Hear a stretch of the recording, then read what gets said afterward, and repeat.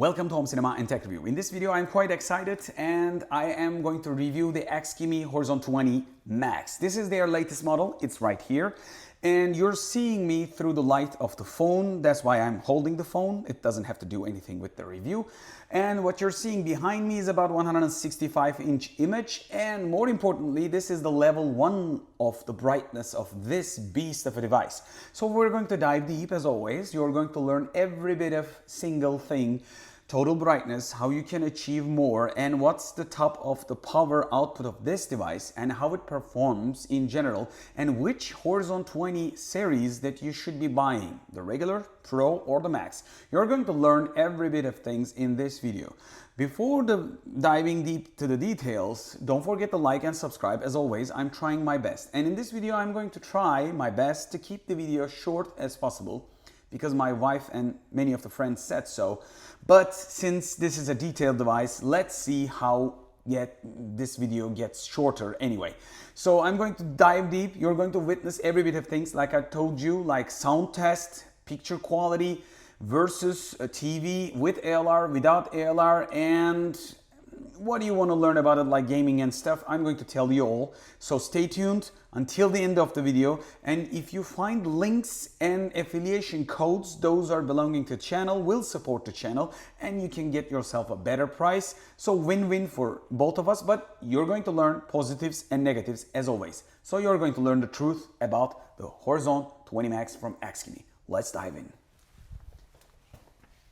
Welcome to Home Cinema and Tech Review. Like I said in the beginning of the video, I am very excited because this is a beast of a device, very powerful. So you can do a lot with Xgimi Horizon 20 Max. And I got my notes. This video will be faster than my other videos. I'm going to try my best, but still I'm going to dive deep. In the beginning of the video, I want to repeat some of the specs that are important, and you're going to see the entire logo lineup because this device has a lot of things to offer, like IMAX Enhanced, Dolby Vision, HDR10+, DTX-X, Harman Kardon speakers, dynamic tone mapping, 3D, RGB triple laser, delta error of 0.8 and below, and optical zoom, lens shift, vertical and horizontal, and MT 96.79 SoC, which is one of the fastest. I'm going to talk about 1 millisecond latency in the full HD mode with a 240 Hz. This is a crazy spec, and VRR, so which means you can use variable refresh rates for, like, if you're into gaming with PCs and stuff. 4 GB of RAM, 128 GB of storage, built-in gimbal, that's a nice touch for the price range, and 20,000 to 1 contrast ratio, and 5,700 and ISO lumen power output. I want to sound a little bit different than the other sections because everybody is asking, since they saw my short video and box opening video, everybody asks how powerful it is. I've tested. Let's begin to the results, and you're going to learn every bit of things about this device. So I'm going to start, before diving positives and negatives, who is this projector for, then I'm going to dive deep to my brightness test section. I've created dedicated TV versus Xgimi Horizon 20 Max video. That's a whole another video that you could see side by side without ALR to get the idea of this device. But in this video, I'm going to push the envelope even further to tell you how much power this has, because there are other modes that I haven't showed you in that video. Since this is the full review, you gotta learn as much as you can. The level 1 brightness of this, what we are watching right now, with a 150-inch-ish size, this is a huge picture. Level 1 is 1,942 ANSI lumen. Level 2 is 2,165. Level 5, jumping up a little bit, 2,940 and plus. Level 10 is 4,300. And I've declared in the brightness test video, separate video, all this. And if you push the luminance boost menu, which you can, you go to 4,674, which means plus something. There's always a comma and some other numbers. But there is another alternative. What you could do is, you could go to a gamma settings and you could push the gamma. It doesn't change too much and it doesn't make the image worse in the color base, but you're changing the gamma and you can reach out from 4,674 to 4,762 or 3. So technically you can have just 100 ANSI lumen just by playing small with the gamma. But that's not the whole story. 4700 real and zoom we are talking about. But there is a mode inside of the picture menu. I wasn't expecting that mode inside of that menu, but you're going to see it in the full menu. There is a high power menu, like standard, vivid, cinema, and high power menu. And when you push that button, which I did, logical move, I reached, hold your breath, 6,000. I know it's ridiculous, but it's not stopping there. 6,256.46. So we can call 46 like a 5, and we got like 6,256.5. And it's a crazy number. Hold on. That is the craziest brightness, but the colors are shifting all over the place. So it is kind of like the extreme boosted mode, and the fan noise is reaching about 59 to 61, 62 decibels. So you're hearing like air dryer level of fan noise, but still keep that in mind, you're reaching the nearly 7,000 ANSI lumen true brightness level. So this is a case of scenario that you might want to have in an open space without an ALR. Otherwise, I don't recommend you to do so, and the device has more than enough of a power. And let me just be clear, I've declared a similar stuff in the brightness dedicated video versus TV. I'm using right now level of 1. This is level 1 at a scale of 135. Since the contrast is 20,000 to 1, you don't need extreme brightness, especially above 3, level of 3. If you're using without an ALR, you find it very extremely bright. So you might think in this stage, well, what are you going to do with all that brightness? Well, there is a point if you got ambient light and without ALR. If you want to match your brightness to your TV brightness, if you got an OLED, if you got a high-end QLED, or if you got a mini LED TV, you might want to match your brightness to your TV. I think it's a crazy sense. You don't need it normally. Or if you got a too big of a stage and you want to fill it with powerful and bright image, all these things, or if you got the budget, just for the sake of it, get the best and forget the rest kind of like stuff, that might be happening. But majority of you, if you wonder what I think, if you're going to use it indoors, let's just say up to 150 inch, you can get away still with Horizon 20 and Horizon 20 Pro instead of a Max.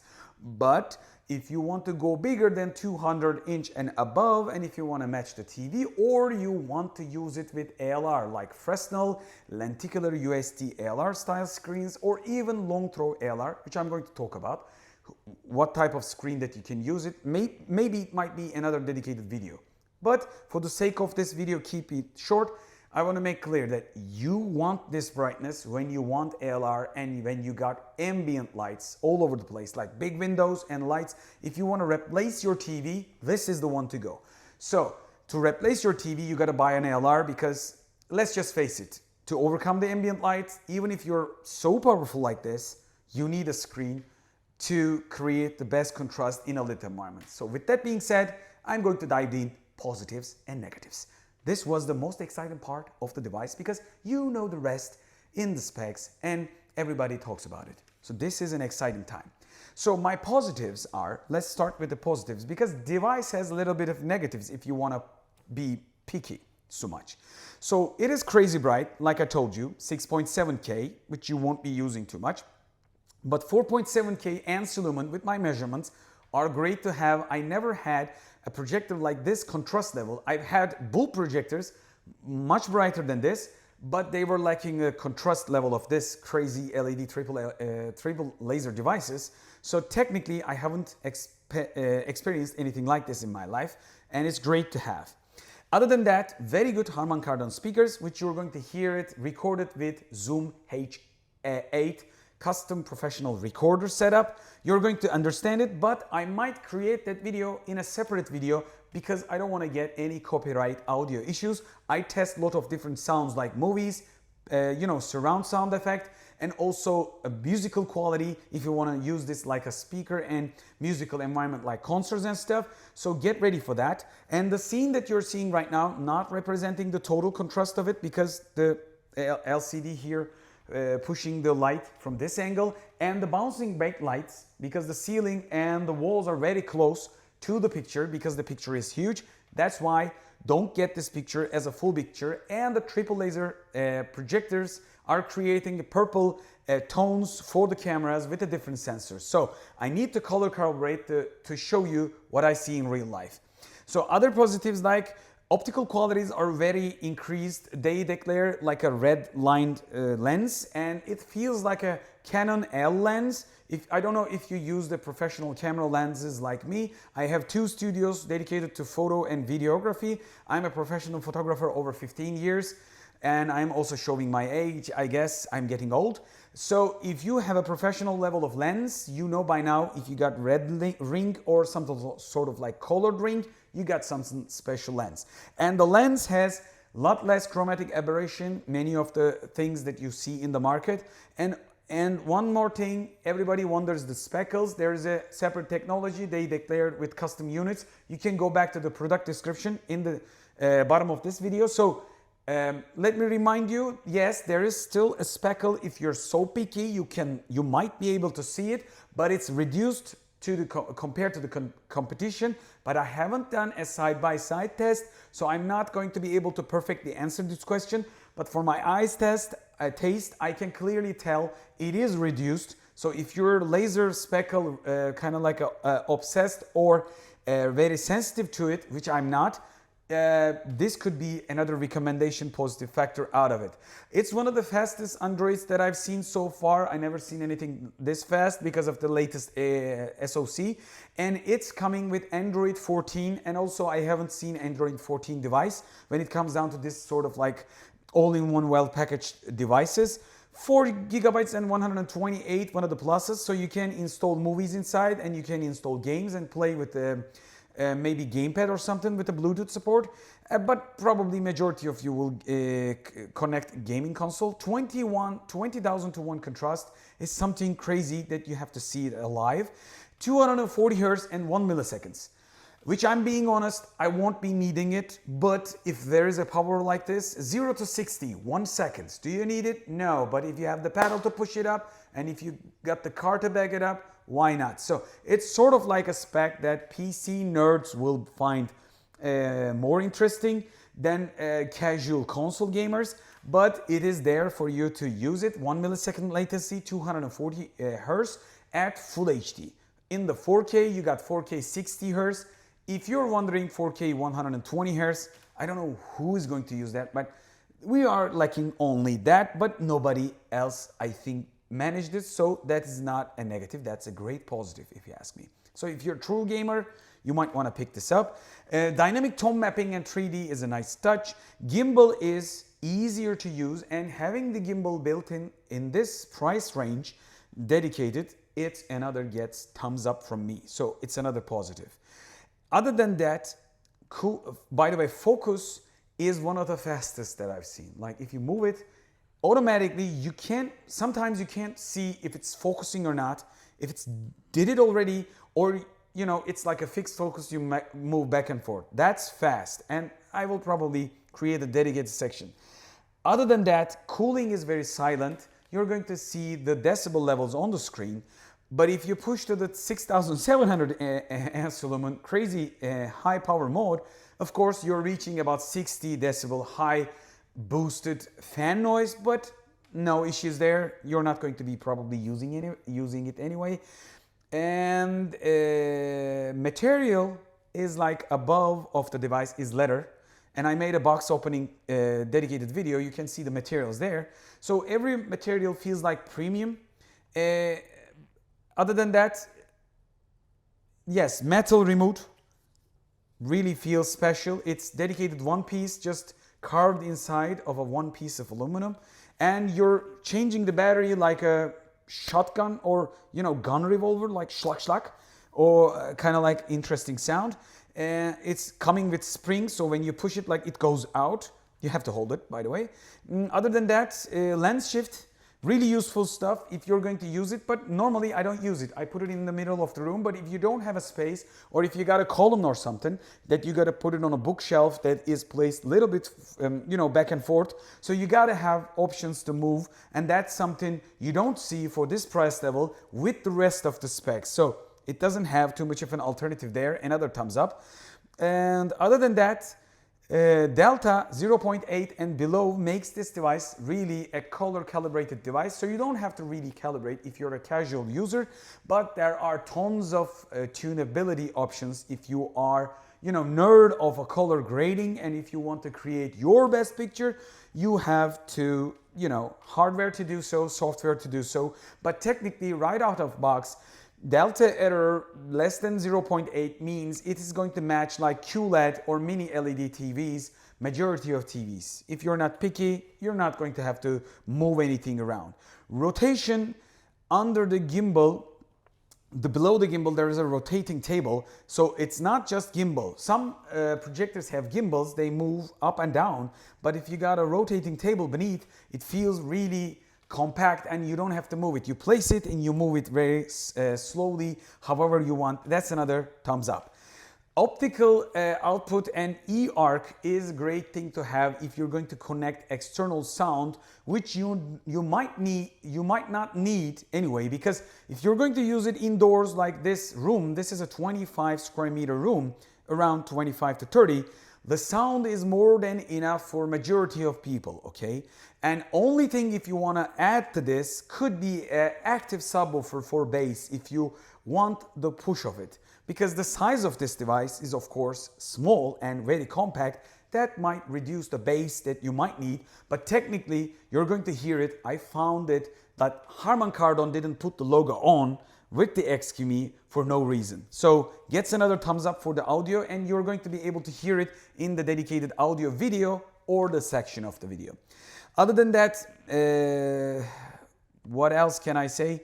A lot of tunes and adjustment, I told you that, and you can reach, in my opinion, personal opinion, 500 inch without any problem with 4700 amps lumen, real power, without any high power crazy mode.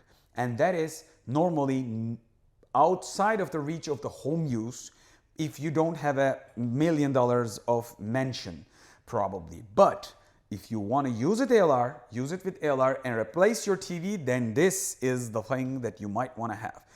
Other than that, I found it, by the way, too bright for my taste. Like, I can literally probably go with Horizon 20 and Horizon 20 Pro, but if you want to use it with ALR and overcome the ambient light and achieve the TV, I want to remind you that.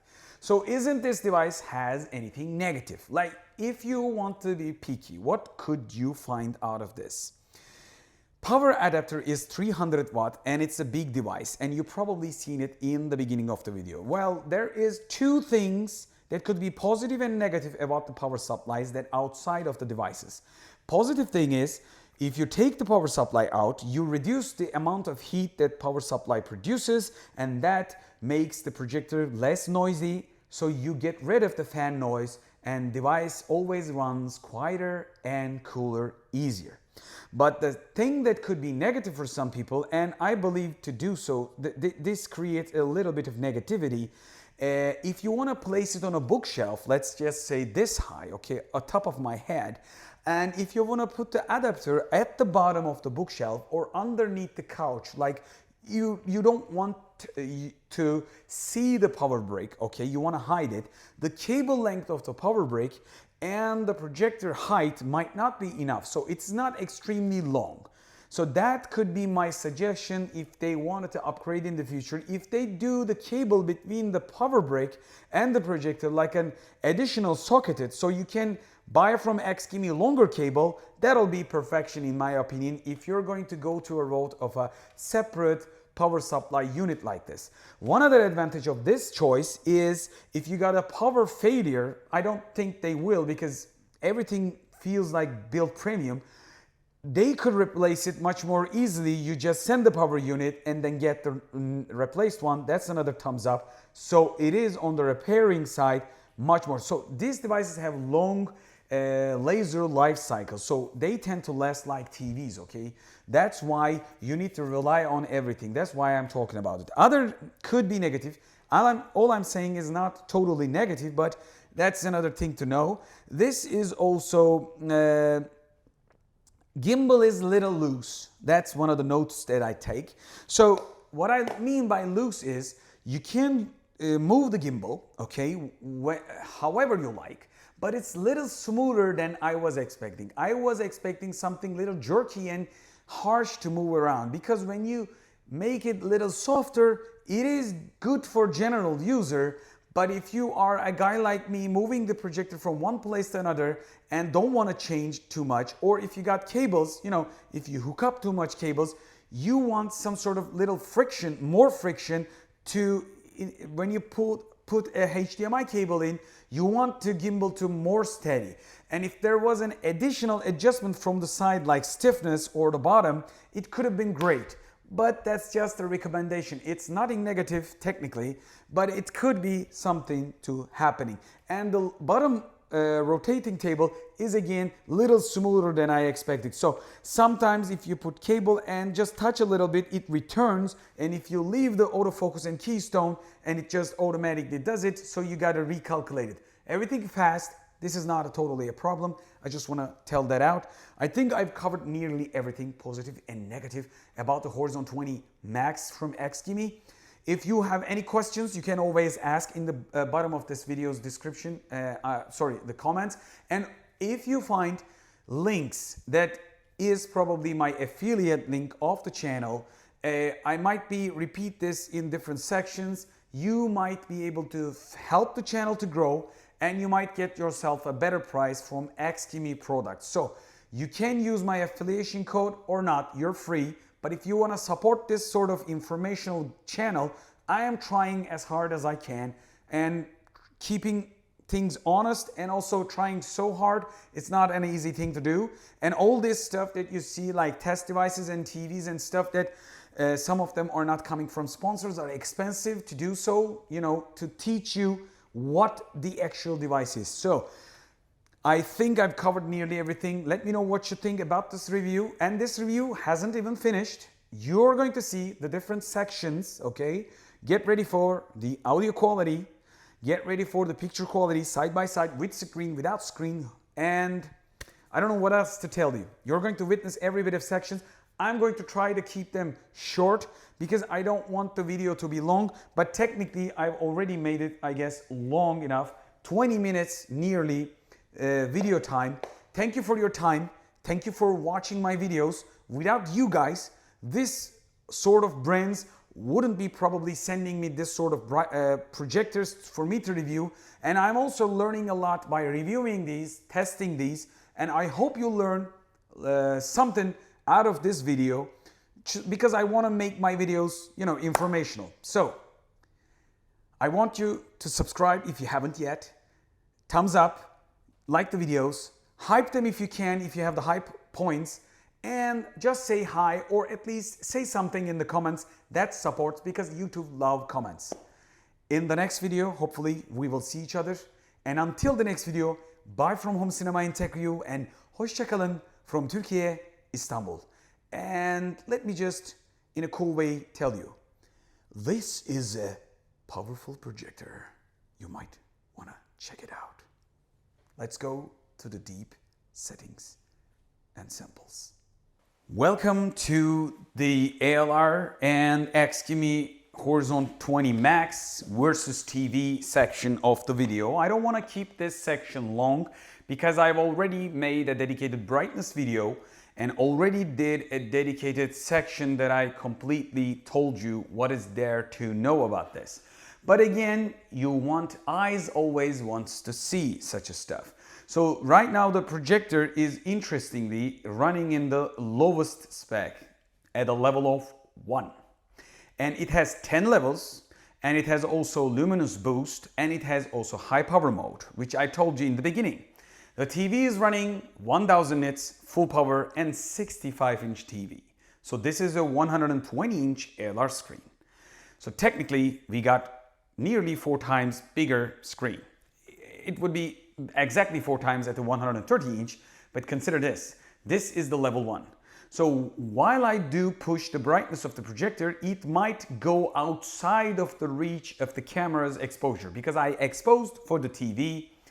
And you might want to close your eyes a little bit, just squint them, because it's going to get brighter. So at the level of 5, in my opinion, we're passing or at least catching the TV. And I'm going 6, 7, 8, 9, 10. This could be out of the reach of the camera. Don't worry. It's exactly the same HDR settings. Your eyes will see everything perfectly, and the side angles even better with the projector than a TV, because TV panels sometimes create bad, at least worse side angles compared to screen and projector combination. The luminance boost is now off. I'm going to do that too. Let's hit it. Whoa, you don't need this. You don't need this if you don't have an ambient light. So I'm going to back it up, because I'm going to do the same thing when the room lights are on. That's the most important part. Everybody talks about you need probably a TV for the lit environment, so go do that. This is a high lit environment, and I have to go back button. So in this stage, you might think TV is beating the projector, because I took the projector back again to 1%. The reason is it is over bright. In a dark room, our eyes adjust. And by the way, if you haven't noticed, you can go back. The blacks are more deeper, interestingly, because this device has 120 dimming zone, if I remember correctly, LG QNED 816RE, one of the best TVs of 2013, still 4K 120 Hz, so it's a good TV. Decent TV with a dimming zone, local dimming zone. So let's go to 2, 3, 4, 5, 6. I'm going to walk where you are because I want to see how it looks from where you're looking at things, and I want to get behind the camera. So TV might look still a little bit more powerful, and what I'm going to do is, again, right now the room lights are kind of like 600 watt level. So this is extremely bright. Nobody uses even TVs up this scale. You are seeing anthracite floor as a lighter color than it is. So technically, normally you should be looking something like this or something like this when it becomes like a home setup. So I'm going to do back again. It readjusts automatically, and I'm going to do from here to go to display and boost the brightness.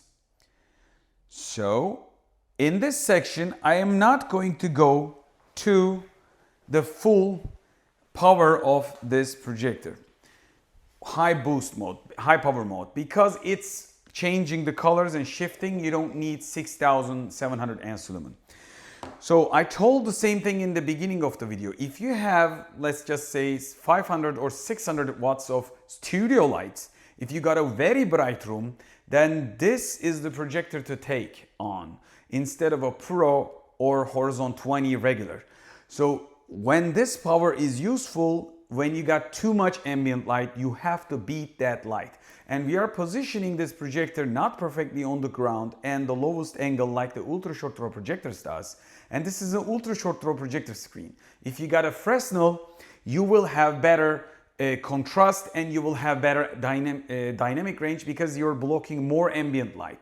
But again, Fresnel screens has to place certain angle with the projector. But again, I'm reminding you, if you want to get better picture, you got to go Fresnel. So this is kind of like territory to which screen to buy with this projector.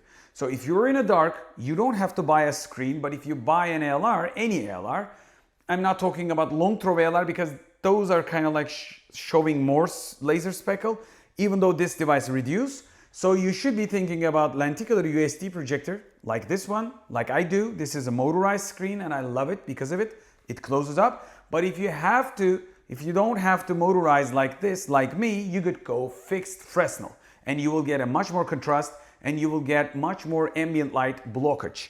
So what I'm going to do, again, I'm going to walk back to close one of the lights and create a custom scenario. These two lights are closed.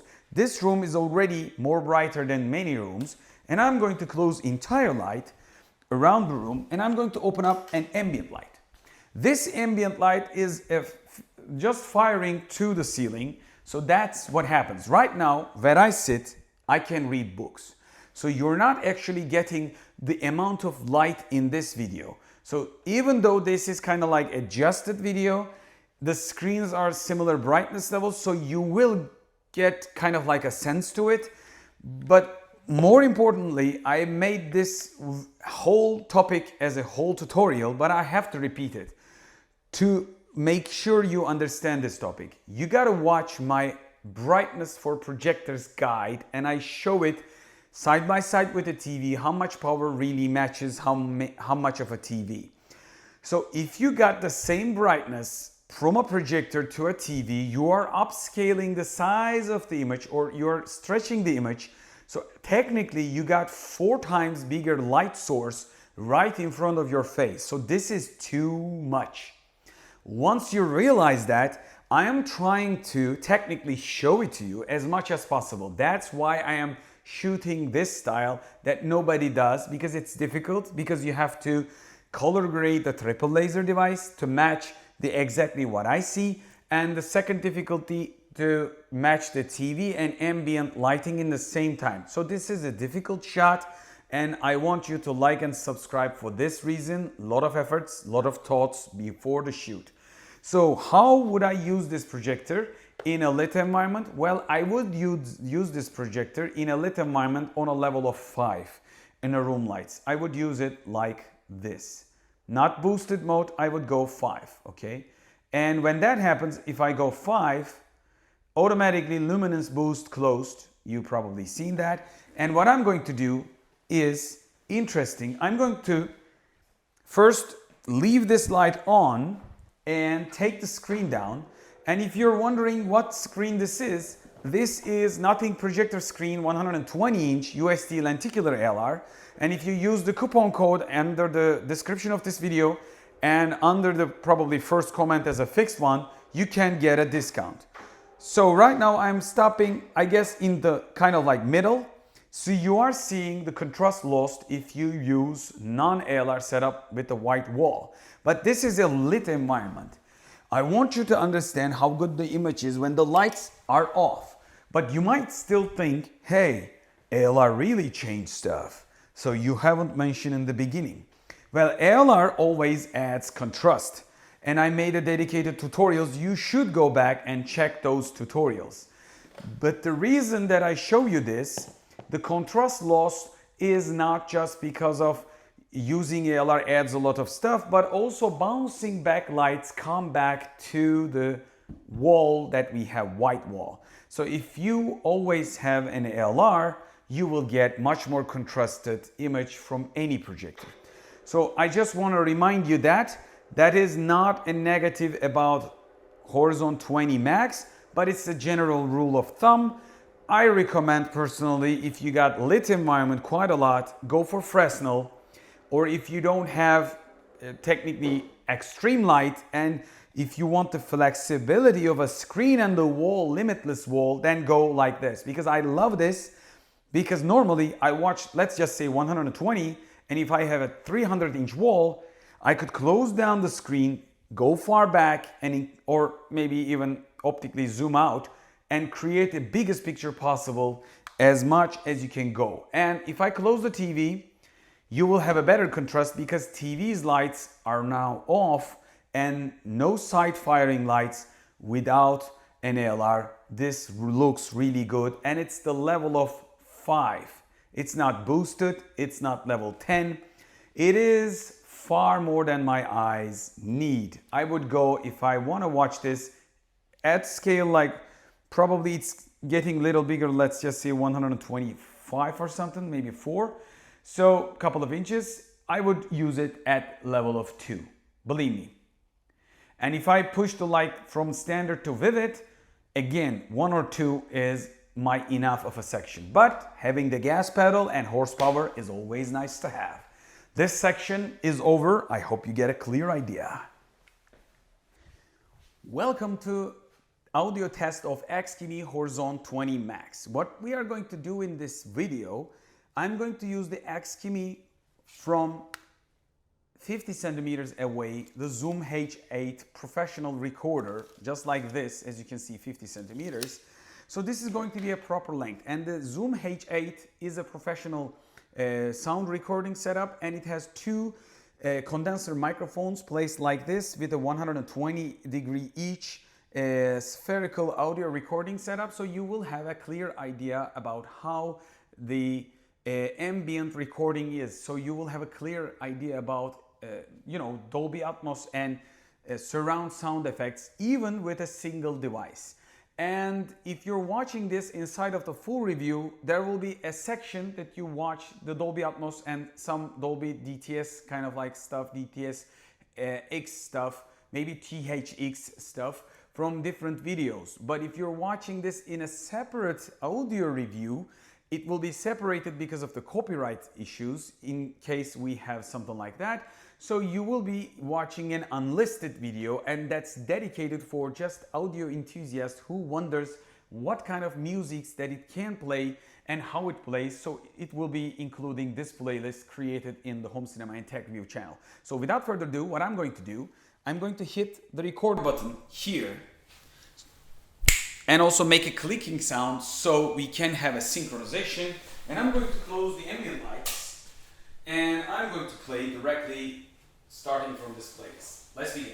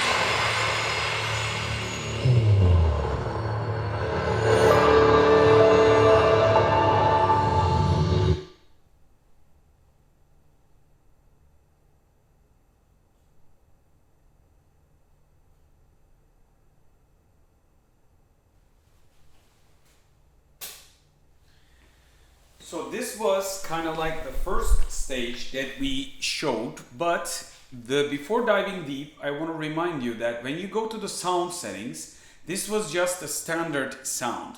So I want you to see the difference, and that's what I'm going to do. We're going to go from here to DTS, DRC on and off, and you can also change a lot of settings of the speaker delay, E-arc, down mix to the stereo to surround. We can do it surround. Dialogue enhancer is right now off, and we can do it on and off. All these things would make even this video longer. So in terms of detail, I'm going to keep things simple. I'm going to go from stereo down mix to surround, and from that I've enabled the surround, and we're going to continue activating the DTS, DRC and no DRC. So let's begin to the second stage. And I'm going to close the lights.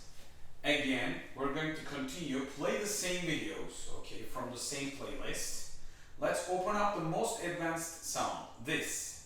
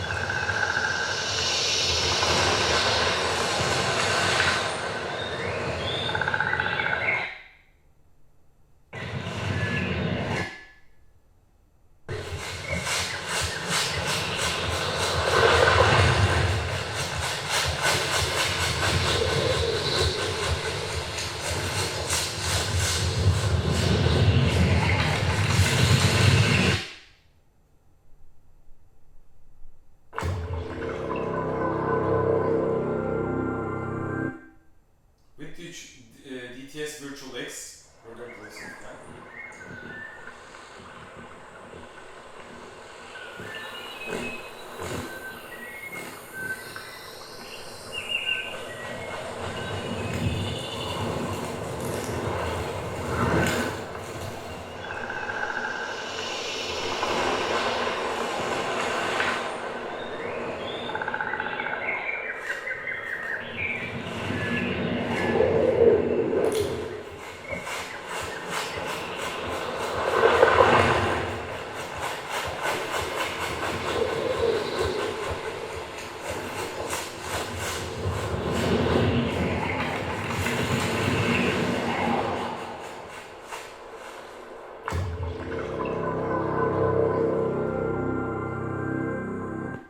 I think we have finished the audio quality test with enough of a samples. So I think you got a clear idea what this device can do or can't do.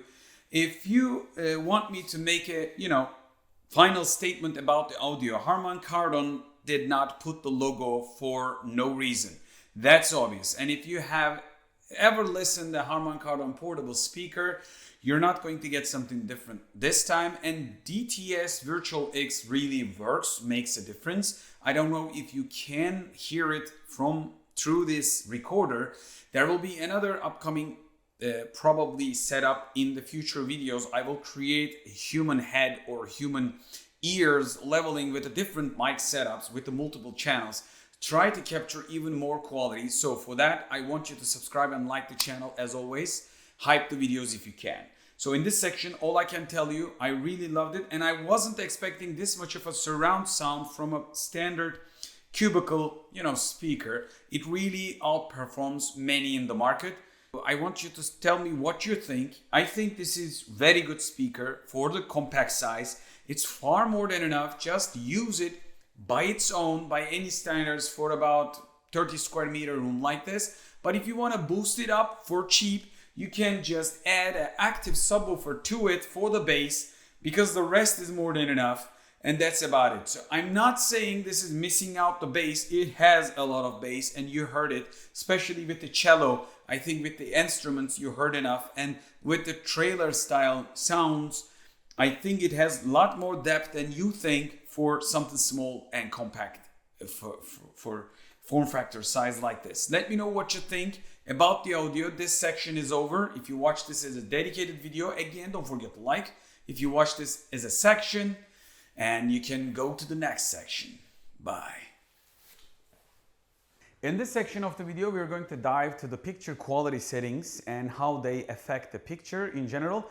So what I'm going to do is, as you can see, Home Cinema and Tech Review channel, go to the playlist that I've created, and let's go to the playlists. Here is the videos that I use for, showing the picture quality of the projectors, contrast, and what they can do. I will add new videos. If you got recommendations, you can always send it to me. I will try to choose a, HDR10, as you can see on the left, the logo. And I'm going to cancel the noise because we do have to take care of, probably copyrights. From here, I will go to display. And from here, what I'm going to do, this is 0.1. First of all, I want to remind you, this image is about 150-ish, so quite a big image. I know it looks a little small, but maybe for the camera, but we are far further away to watch it really, just like you. From here, from standard, I'm going to change to the movie. When you go to the movie, as you can see, projector just boosts up to the 10. I don't know why it is necessary. Normally, I don't think for a movie I need to go bright. I think they should be updating this in the upcoming future, because I don't want bright. I just want a tonality difference. Like this is more yellowish and more softer. Let's take a look at the sharpness is 0, but in the standard mode, let me just go back, sharpness was 10. So default is sharper if you want a gameplay, or if you want to watch TV series, like better you can count it as a kind of upscaling. Actually, it's not maybe, but sharper edges I would prefer by default. But if you have like old movie, or you want 24p movie effect kind of stuff, that could be better. So here, the projection output, I'm going to lay it down again to the 0.1. And from here you go to vivid, and when you do vivid, projector light output stands the same. That's something interesting. And from here to the game, you see there is a change, and I think the video has stopped a little bit. When you go to the sports, the sharpness is 10, 50, 50, 50, and I'm going to go back to game and sports. Sports makes everything even sharper. I don't know if you are picking up the details, but from the game, okay. By the way, the video is like that. It's not a jittery effect of the projector. And I'm going to hit the sports. Take a look at the detail on the meat and the tonality. It really changes a lot. Game really, sports really enhance textures. So if you're watching a football match, you will see the grass in more details and every bit of action and sharpness if you're watching the sports events, and this really matters. So high power mode, it's really pushing up the image to all the way to the greenish yellow tones that I don't like, and many of the projectors are doing this. So I am used to it, no problem. For me, standard is well beyond fine, and I'm going to go back to the brightness level of 1 to my eye's taste.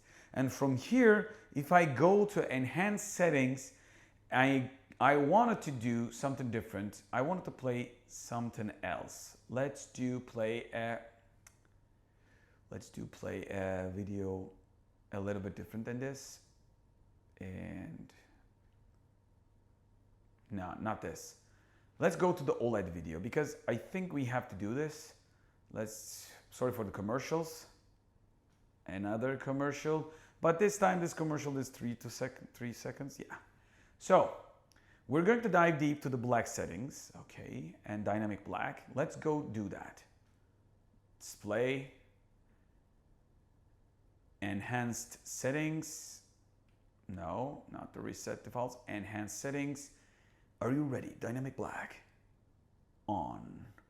When you do the dynamic black on and off, as you can see, it changes the tonality too. The sky goes more tones of the default. I think it's better suits. And I'm going to close it, open it up. It just gives a bit of a reddish tone to the image in general, in my opinion. When you do dynamic and back, forward and back, there's a change. I don't know if you can pick it up from the camera. But more importantly, when I do it on, I will have to go back to check the brightness.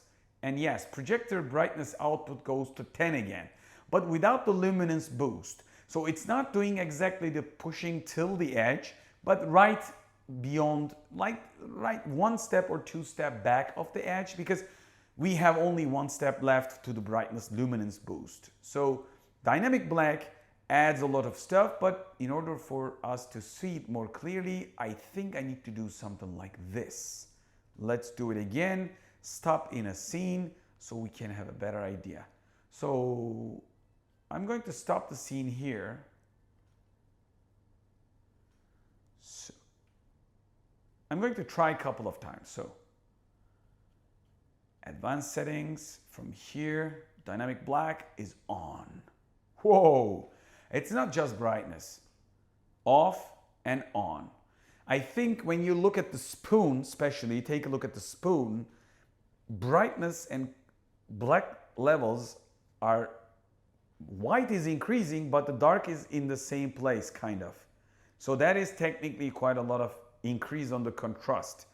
And if I can add, again, dark, middle, and the bright, as you can see, I can change a lot of things with gamma. So without going in the dynamic black mode, I could just play with the gamma. Then I did this similar stuff, like if I do dark and again middle, dark and middle, you can clearly look at the spoon, okay? Look at the reflection in the spoon. I could go back and forth and bright. So I am really changing, but in total, I'm not changing the contrast, but I'm just moving the gamma. But that could increase the lot of the black levels without an ALR screen, and that really adds a lot of taste to the image, if you ask me. So HDR is on and off, on, off, on, off. HDR really makes sense, right? Let me just do it again. Off, on.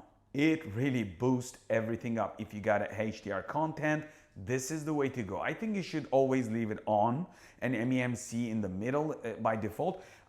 The default, if you ask me, let's just say 9.5, 9.8 out of 10, kind of like correct. So if you are so picky, or if you got default situation like color casted wall and color tuner, hue, saturation, brightness, you can tune these up. And let me just go here.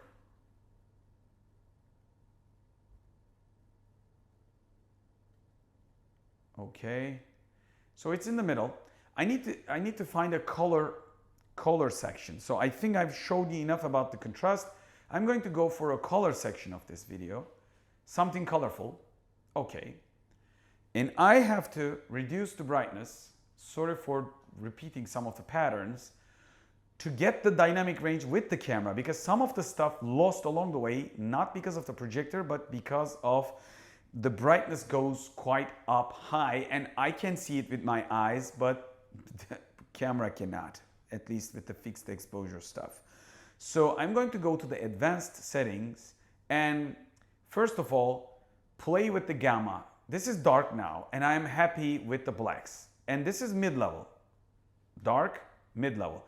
You can really add mid-level of, reduce the contrast of the mid-level to get the black details if you wish to, if you're watching something pretty dark.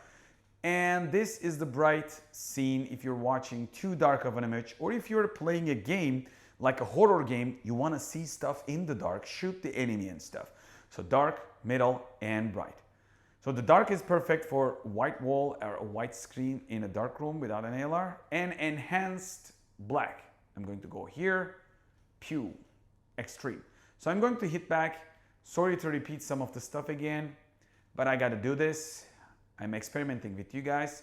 So again, I hit the button, display. I would wish, probably there is a shortcut there. I need to do it. Filmmaker auto mode. Let's do that. What happens? I need to, I guess, probably connect something from HDMI. Color temperature 1, 2. Movie goes yellowish. And from here, I go to D65, again, yellowish tones. So this is the way that I like. Other than that, I showed the HDR. Other than that, what do we have? Like, okay. AI picture quality. Let's do this. Get ready. Whoa, it did something, didn't it? Like, okay, I'm going to repeat the action slowly. Have you seen it? It goes like calculation. I'm going to redo it. It automatically adjusts the scene, but right now we're not able to perfectly see every bit of adjustment. I think for that I need to play the video. So let's play the video. This is a short video. I need to be quick. Okay. Well, this would taking a little time to get inside of the menu, and I'm doing it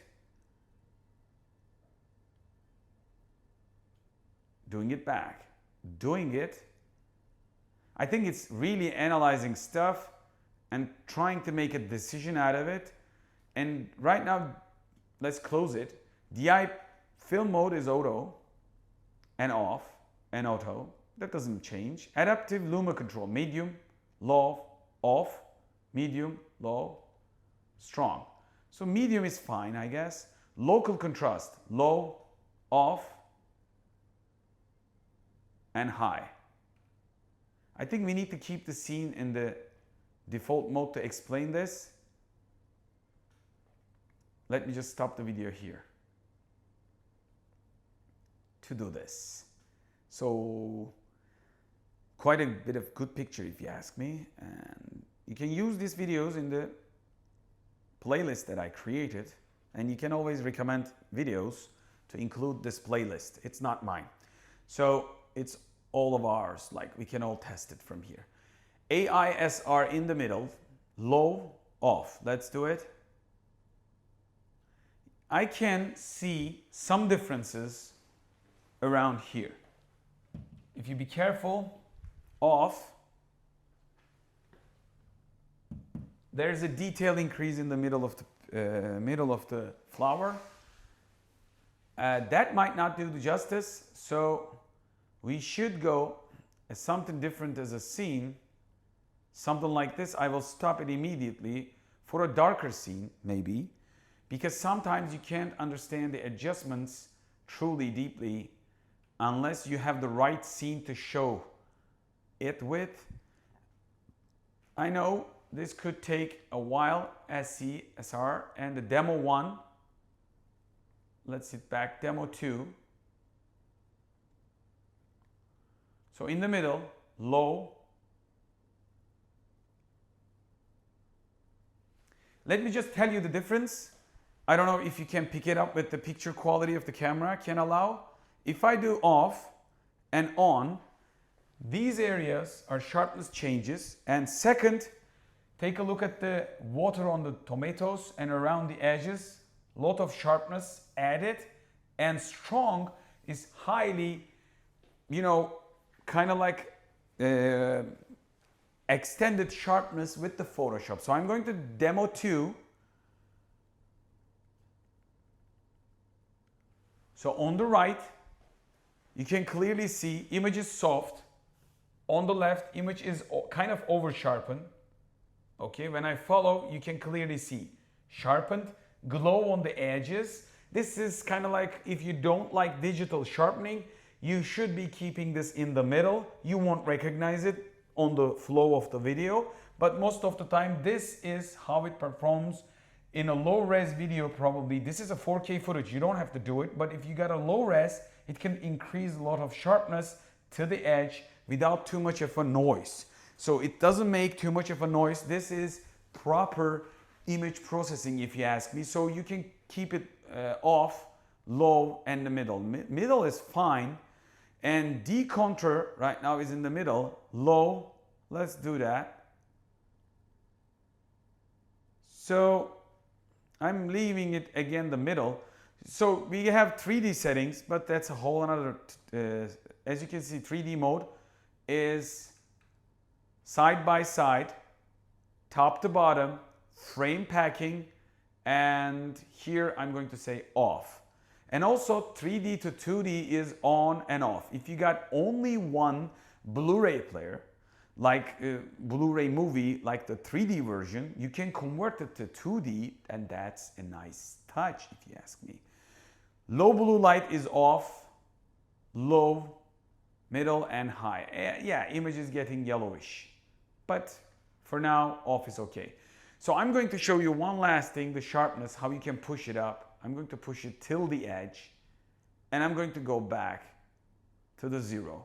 I think 0 is fine, but keeping in the middle like 10 is the best way to go. So as the sharpest Dolby Vision video, let's just try that. Sorry for the commercials. If it's a boycotted commercial, I stop and click cancel. I really try to boycott as much as I can. And I am with Palestinians. I just want to mention this in this section. So this is the Hawaii, but I want to show you an OLED demo. I think this demo would show you. This is a HDR OLED demo for Samsung. Okay, Dolby Vision.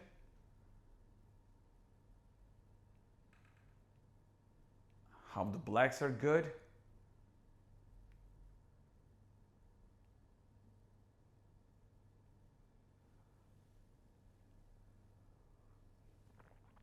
I want to stop here. Okay, let's double check the resolution. It's running 4K HDR, and what I'm going to do, in the sake of this section, advanced dynamic black.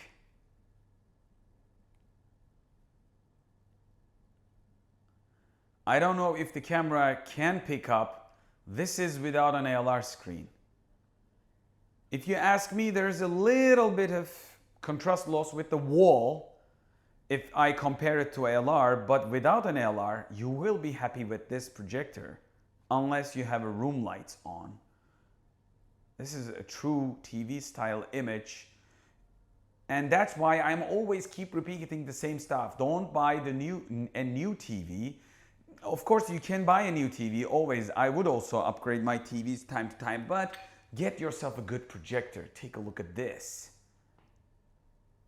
And to sake of the video to be, more precise, to inside of the territory of, keeping everything under the exposure level of the camera, I want you to watch all this contrasted image.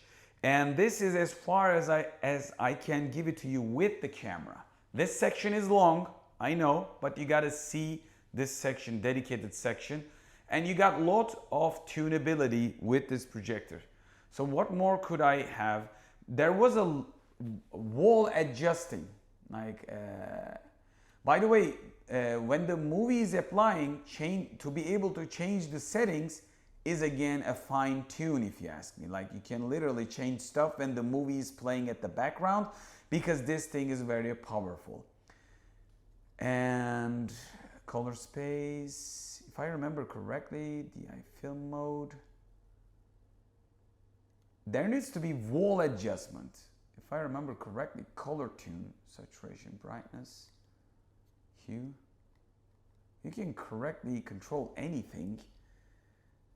11-point correction, again.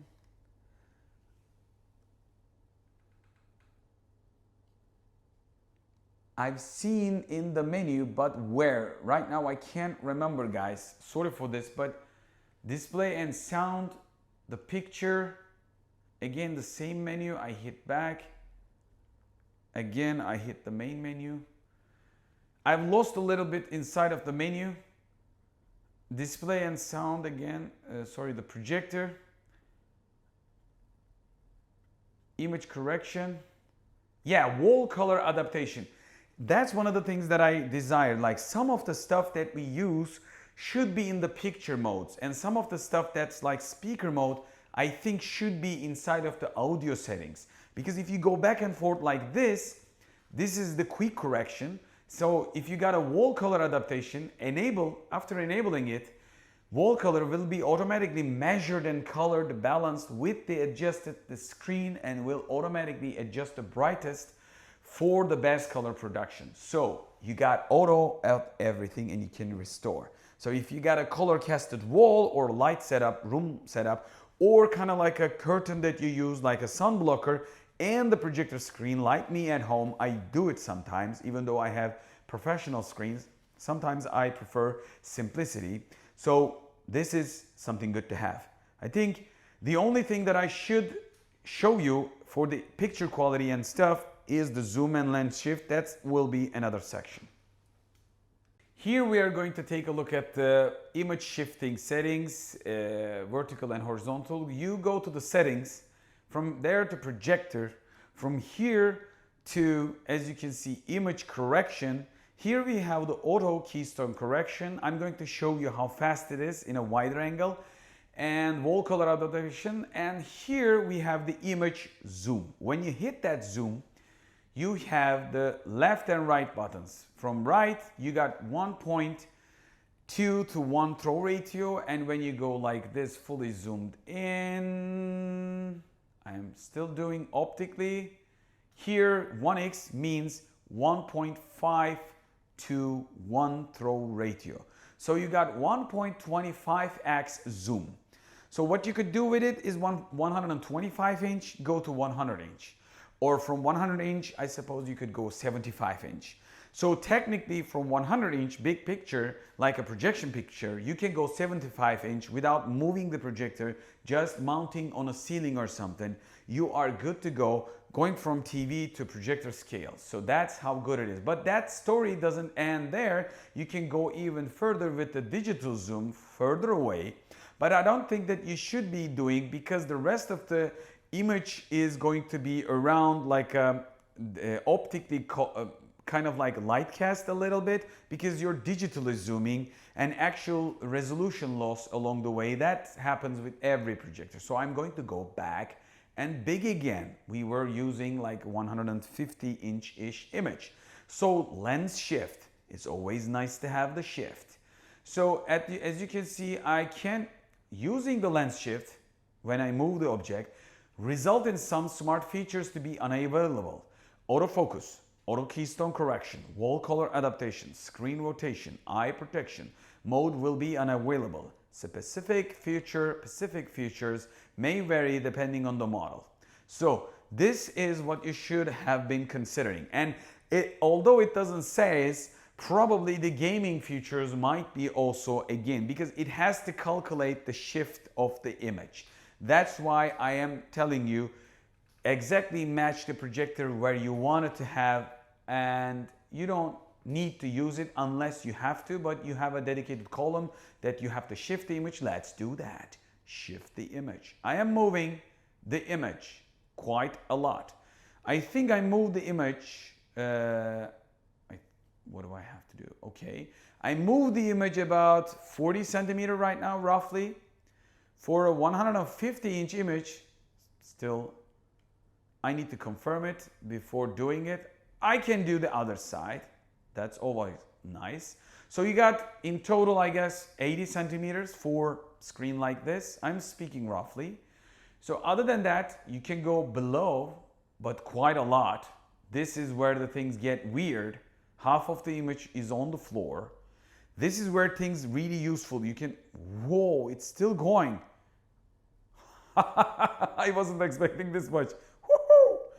Woohoo! I'm having fun. I don't know about you. I think it looks weird. To understand it, I think I should have done a larger angle, camera angle from the corner of the studio, but It goes way down, way down. Still goes up. This is the top.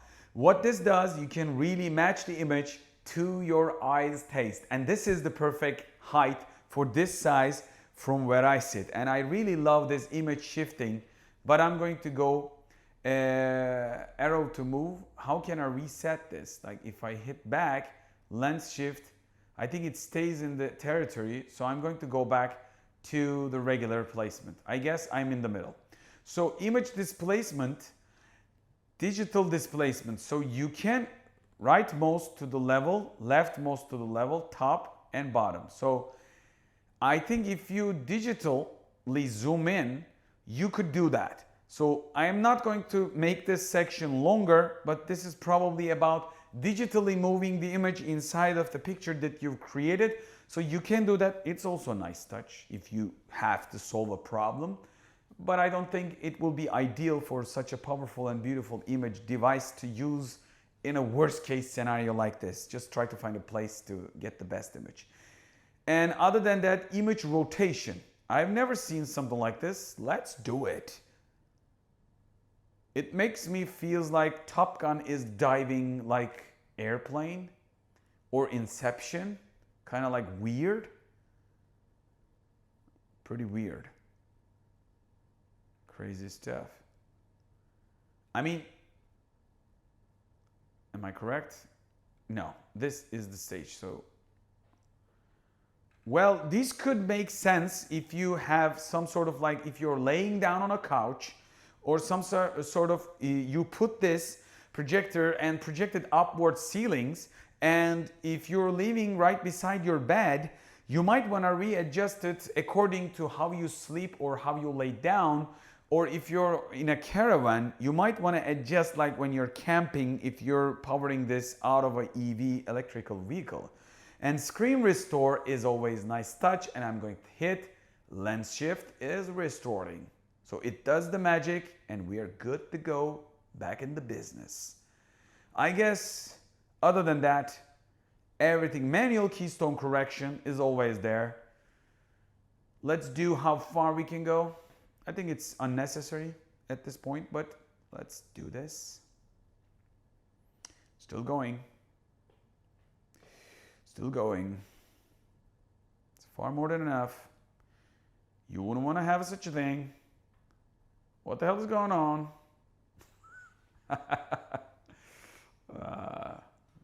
I'm going to restore. I don't want you to wait this while. Everything, every corner could have done the same, so I'm going to hit restore. Unnecessary shifting. So you got a lot of keystone correction. You can solve any angle problems, and that's the end of this section. I'm going to do the autofocus and auto keystone adjustment by moving the projector and showing for the last. And this menu section is fully finished. I don't know if I missed anything. You can always ask. So this section is over. Let's do the autofocus and keystone and done with it. In this section of the video, don't focus on the contrast because I have made an auto exposure. What you should be thinking, here you go to the settings and you go to the projector. It comes with image correction menu, default by like auto keystone correction right now in progress. And in the keystone settings, it comes with auto keystone on startup and upon motion. So I'm going to do the upon motion and obstacle avoidance, auto screen alignment. I'm going to do all those things so it can do everything automatically. So other than that, we can go back, and right now everything is auto. What I want you to see how well and how fast it is to move on. And let me just do the gimbal move first. You do the most. And I'm going to take it back like this and move it around. So it takes it, auto keystone, and adjust it, perfect. So how much that we could fail, and to show you, this is the manual focus, and how many steps that do we have? We have many steps. Take a look at this. How much step that I got. This shows the optical quality of the lens system. I have lots of steps, and what I'm going to do from here, I'm going to back it up. Since this is a blurred image, I'm going to directly hit the focus button. Just in a second, it says, if this is not making you happy, hold on to the focus button, keep things in manual. But you don't need it. When you hold it, even from the worst stage of the focus, which this device doesn't automatically become in that stage, automatically it goes to the right where you should be. But in case it happens, in case where the lights are on, in case the screen hasn't been understood, then it might happen. So try another thing to show you. Probably I will have to open up the projector screen for this. And what we're going to do, I'm going to hold the projector back, okay? And right now, okay, I need to do the side. I'm doing a live, okay? And just in case, I'm going to move back. As you can see, it's trying to do the things very fast. So I am not allowing the device to do it. Like, I haven't seen anything this fast. So I'm moving it all the way. Okay, I'm doing crazy stuff right now, which you don't normally do.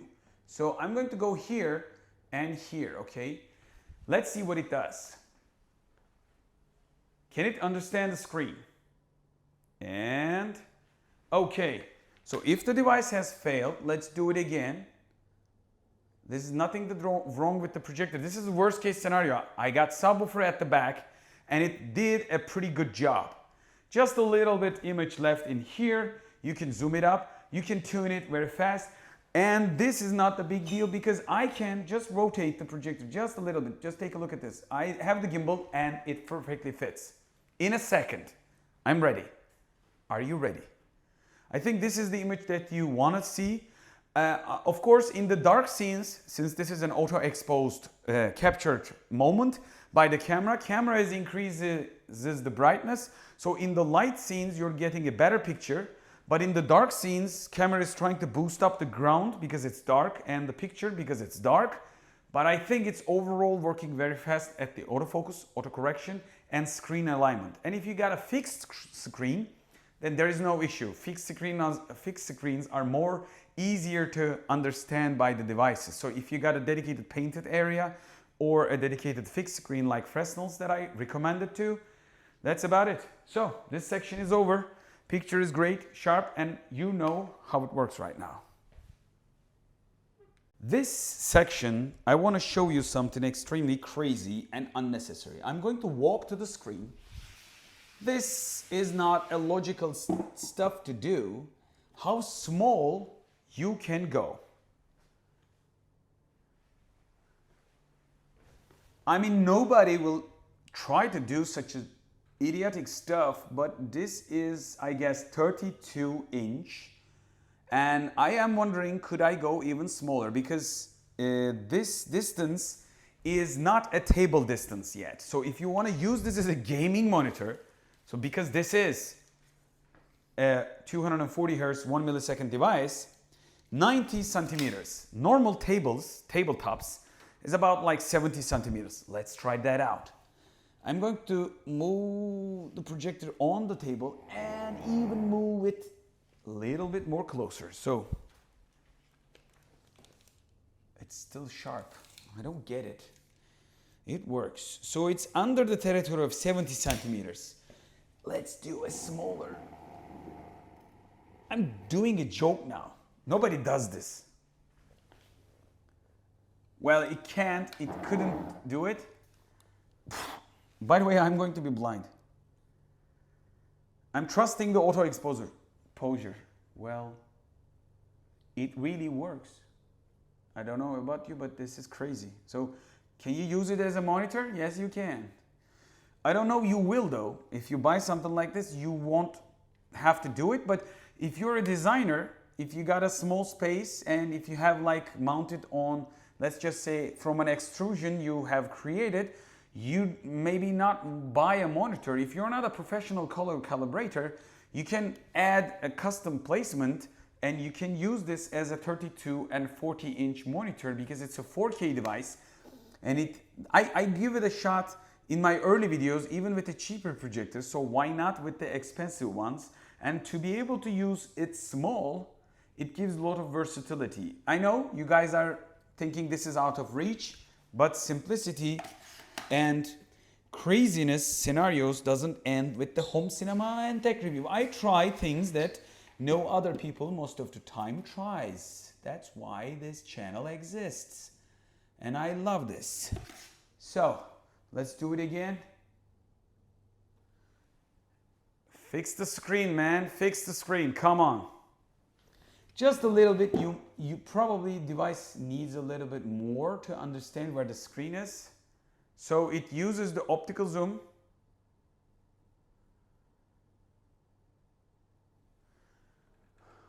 Again. Yeah, exactly matched to the screen. So I wanted to show you that sometimes with the rise up screens, it's little getting there, but you can always zoom in just with one click of a button. So this section is over. You can go from monitor to a wall size. In this section of the video, I know you guys are waiting for the noise level of the fan, and I put the phone onto Xgimi Horizon 20 Max. In this case, we are running with an ALR. Don't focus on the screen's quality because I haven't adjusted. So from here, I'm going to start from level 1 and I'm going to push the levels. By doing so, I will let you know in the section. So this is just a single piece of footage. So I'm going to take the tripod, okay. From here, I'm going to fixate the camera to the tripod, and here we are. Let's go down. Yeah.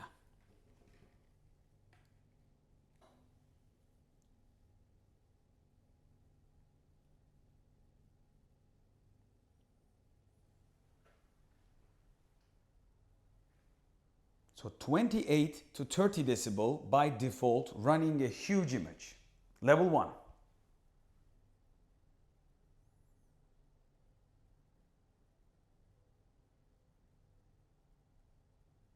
Level 2.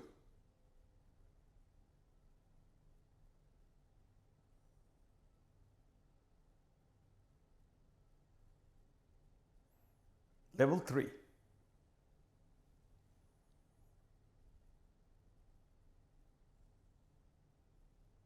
Level 4.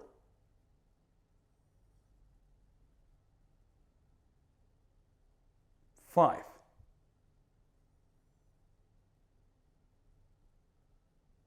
6.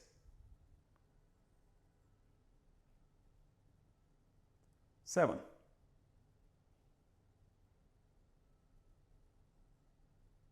8.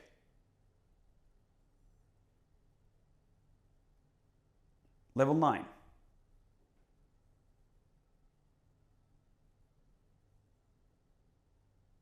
Level 10. This is about above 4,500 ANSI lumen, if I remember correctly.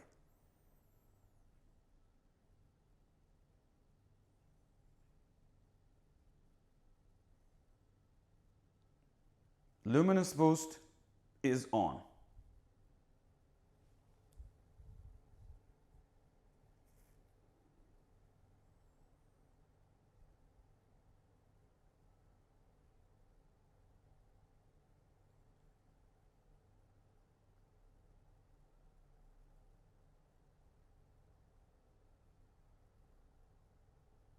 High power mode is coming. This is high power mode.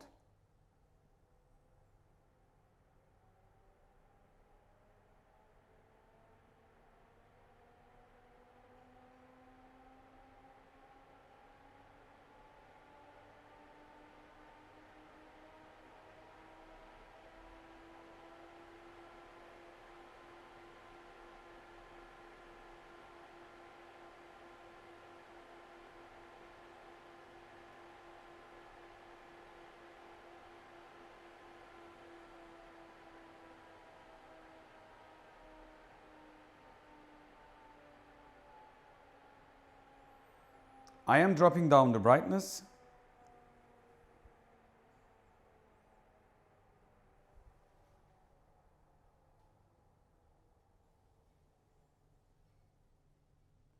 The level automatically goes normal except my talking. I think this is an unhearable device. This is my voice. 28 to 30 decibels is the default of this projector, whether you're from step 1 to step 10. That's about 4,500 ANSI lumen in real life. That's good. Pretty good. This section is about gaming capabilities of Xgimi Horizon 20 Max and Horizon 20 series, I guess, in general. So what do we have right now? As you can see, this is the Xbox Series X. I am going to try to repeat the same process with a mini PC so we can check out the 240 Hz. And from the standpoint of, as you can see, settings of Xbox Series X. By the way, if you're wondering, I've just increased a little bit of the gain of this video. This section, the contrast is not going to be the what exactly I see. 4K, Full HD, 720p. I'm going 4K, 120. If I hit it, it will drop down to Full HD, of course. So if you go to the TV settings, which you should, we got every bit of settings. Your TV supports 4K 10 bits. 10 bits, 50, 24, 60, HDR10. Your TV supports Dolby Vision. All of these things are nice to have.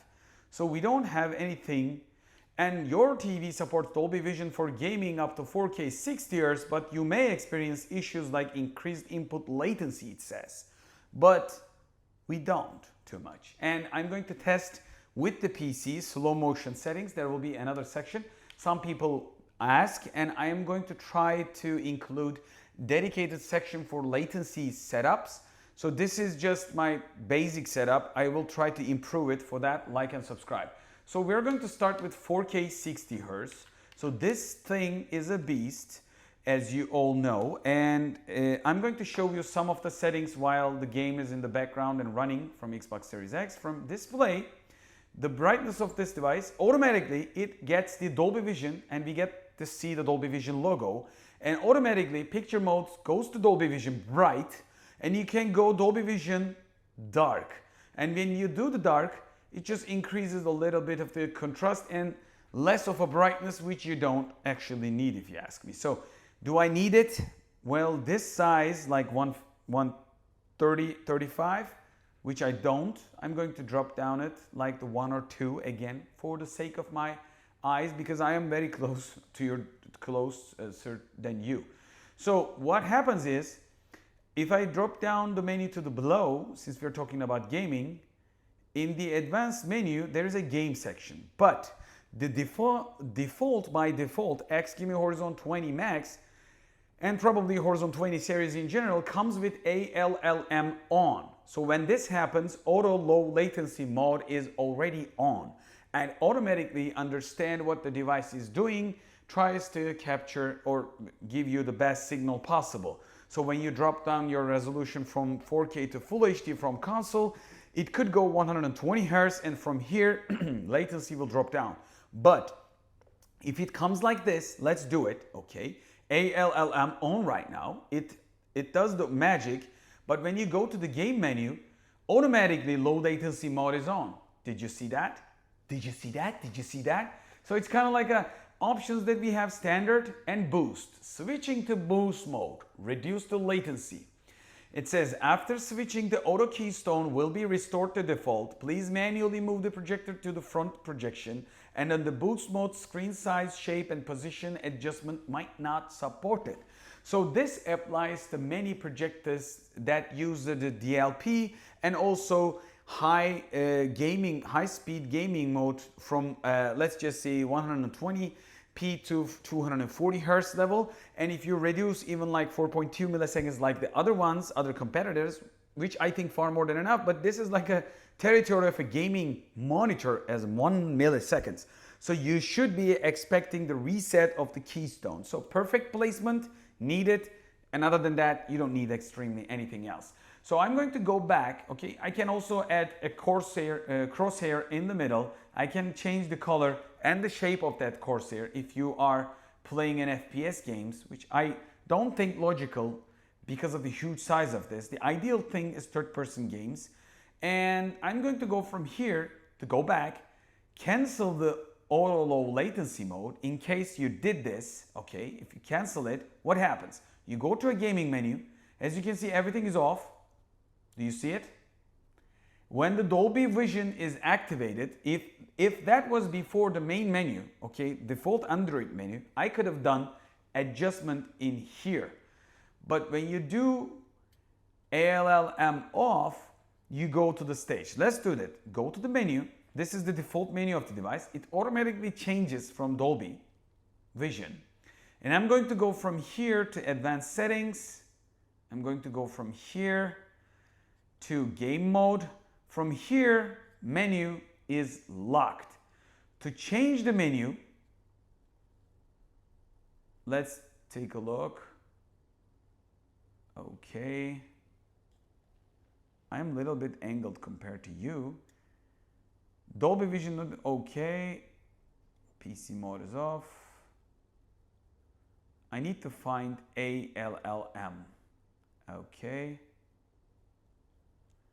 So I guess the gaming mode, I wanted to show you that a gaming mode is default by off. You should be connecting something.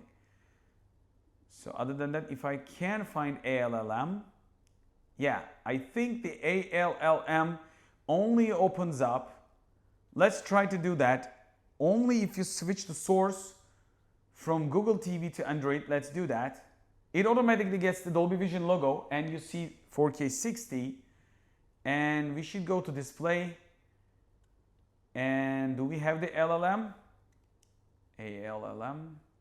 Yeah, we do have it. So by default, it could come close. As you can see, I can't boost it. But if I adjust it to ALLM, and I got the option to do so. I just want to go back and forth. I needed to show you that. Without this, you can't do it. And in the game mode, options, I'm going to boost it all the way, switch to boost mode. I don't need any readjustments or reset my keystone. And this is the way to go. And what happens, since the Dolby Vision is activated, it still goes automatic to 10, which I don't need. Let's keep it under 3. So with that being said, I'm going to hit the button. From here, I'm going to go to the settings. And from here, I'm going to go TV and display. From 4K, I'm going to drop down to 120. Same things applies if you go to 120 like this. So you see it, 120 SDR, HDMI 1, and keep it. So we are using 120 Hertz. Let's do this. It's just making its thing, automatically out calculating. I wish we got a chance to boost game mode is enabled. So I reduced the resolution, again, double check. Okay, and enhance settings. I don't know why am I doing it in this angle. I am looking like this, but for you guys, I guess. So go to the game mode, boost mode is enabled. If there was something that you want to see is the refresh rate, okay? I can push the refresh rate. As you can see, it's running right now as 60p. Since it's a console, it's fixing the probably like a VSync, syncing with the device. So if you want to see the VRR, like the automatically matching up the FPS, I'm opening this up on the right top corner so you could have a clear idea. So I'm going to play the game for a while. If it's going to change the FPS values or not, we're going to change that and look at it. When I push the throttle, when I slide the car, how it performs. This is an easy game for Xbox Series X. And again, in this scene, the colors might be okay. I can tune the colors, but the contrast is not the representation of what I see because my eyes adjust better than right now the camera's fixed ISO space, because I've created a darker image for you to see the best the contrast, but it's still not available like a human eye. So if you haven't watched the dedicated section for the picture quality, you should go back and watch that out. Not this scene, okay? Every scene has a purpose. So let's do, if we have a change on the FPS values, playing from here is quite difficult. I'm going to walk around. Okay, since this is an SUV, I think I should go. Yeah. if I'm feeling any jaggedness or bothering effect, I don't at the moment. Everything feels smooth. By the way, I am pushing. So this car is not a pretty fast car. So change the game.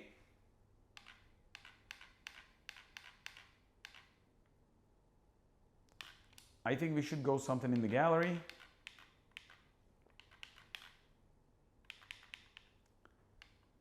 I think I need to find something faster, but I don't play fast games.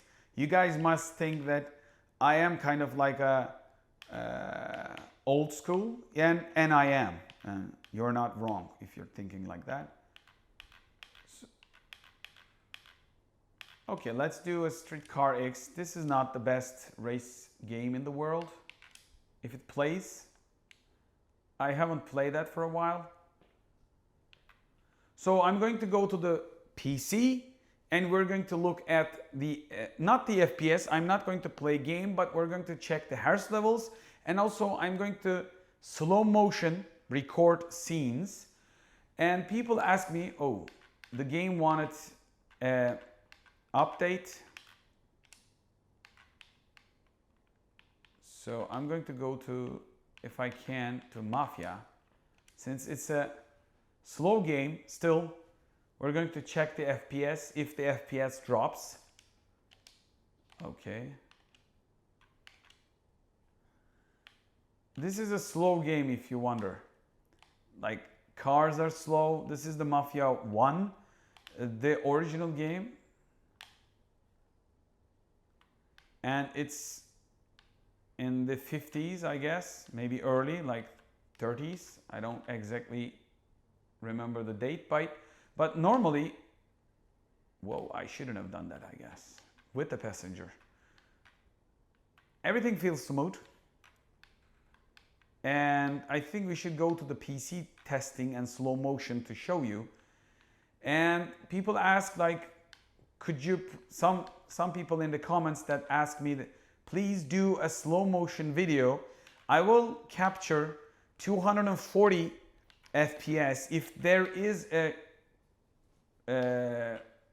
image tear effect, like a G-Sync and FreeSync if you are up to that. I think VRR won't be allowing that, but people wanted to see, so I'm going to shoot a slow motion scene dedicated, so you're going to be able to watch that. So, whoa, I got out of the car. I'm sorry for that lady. So, sorry for the passenger though. This section is over. I was pleased after 1 week of highly testing this device all over the place. So, I'm a casual gamer, and even the default 4K 60 is enough, but you're going to see the 4K 60 latency, Full HD 240 latency, and then I'm going to show you a slow motion shot of gameplay if there is any tearing effect or image shifting, like different FPS because of the VRR. I don't think it will happen, but you will see that. So I don't feel it. If there was, I would have felt it all the way. So you're going to see some sections and video will continue.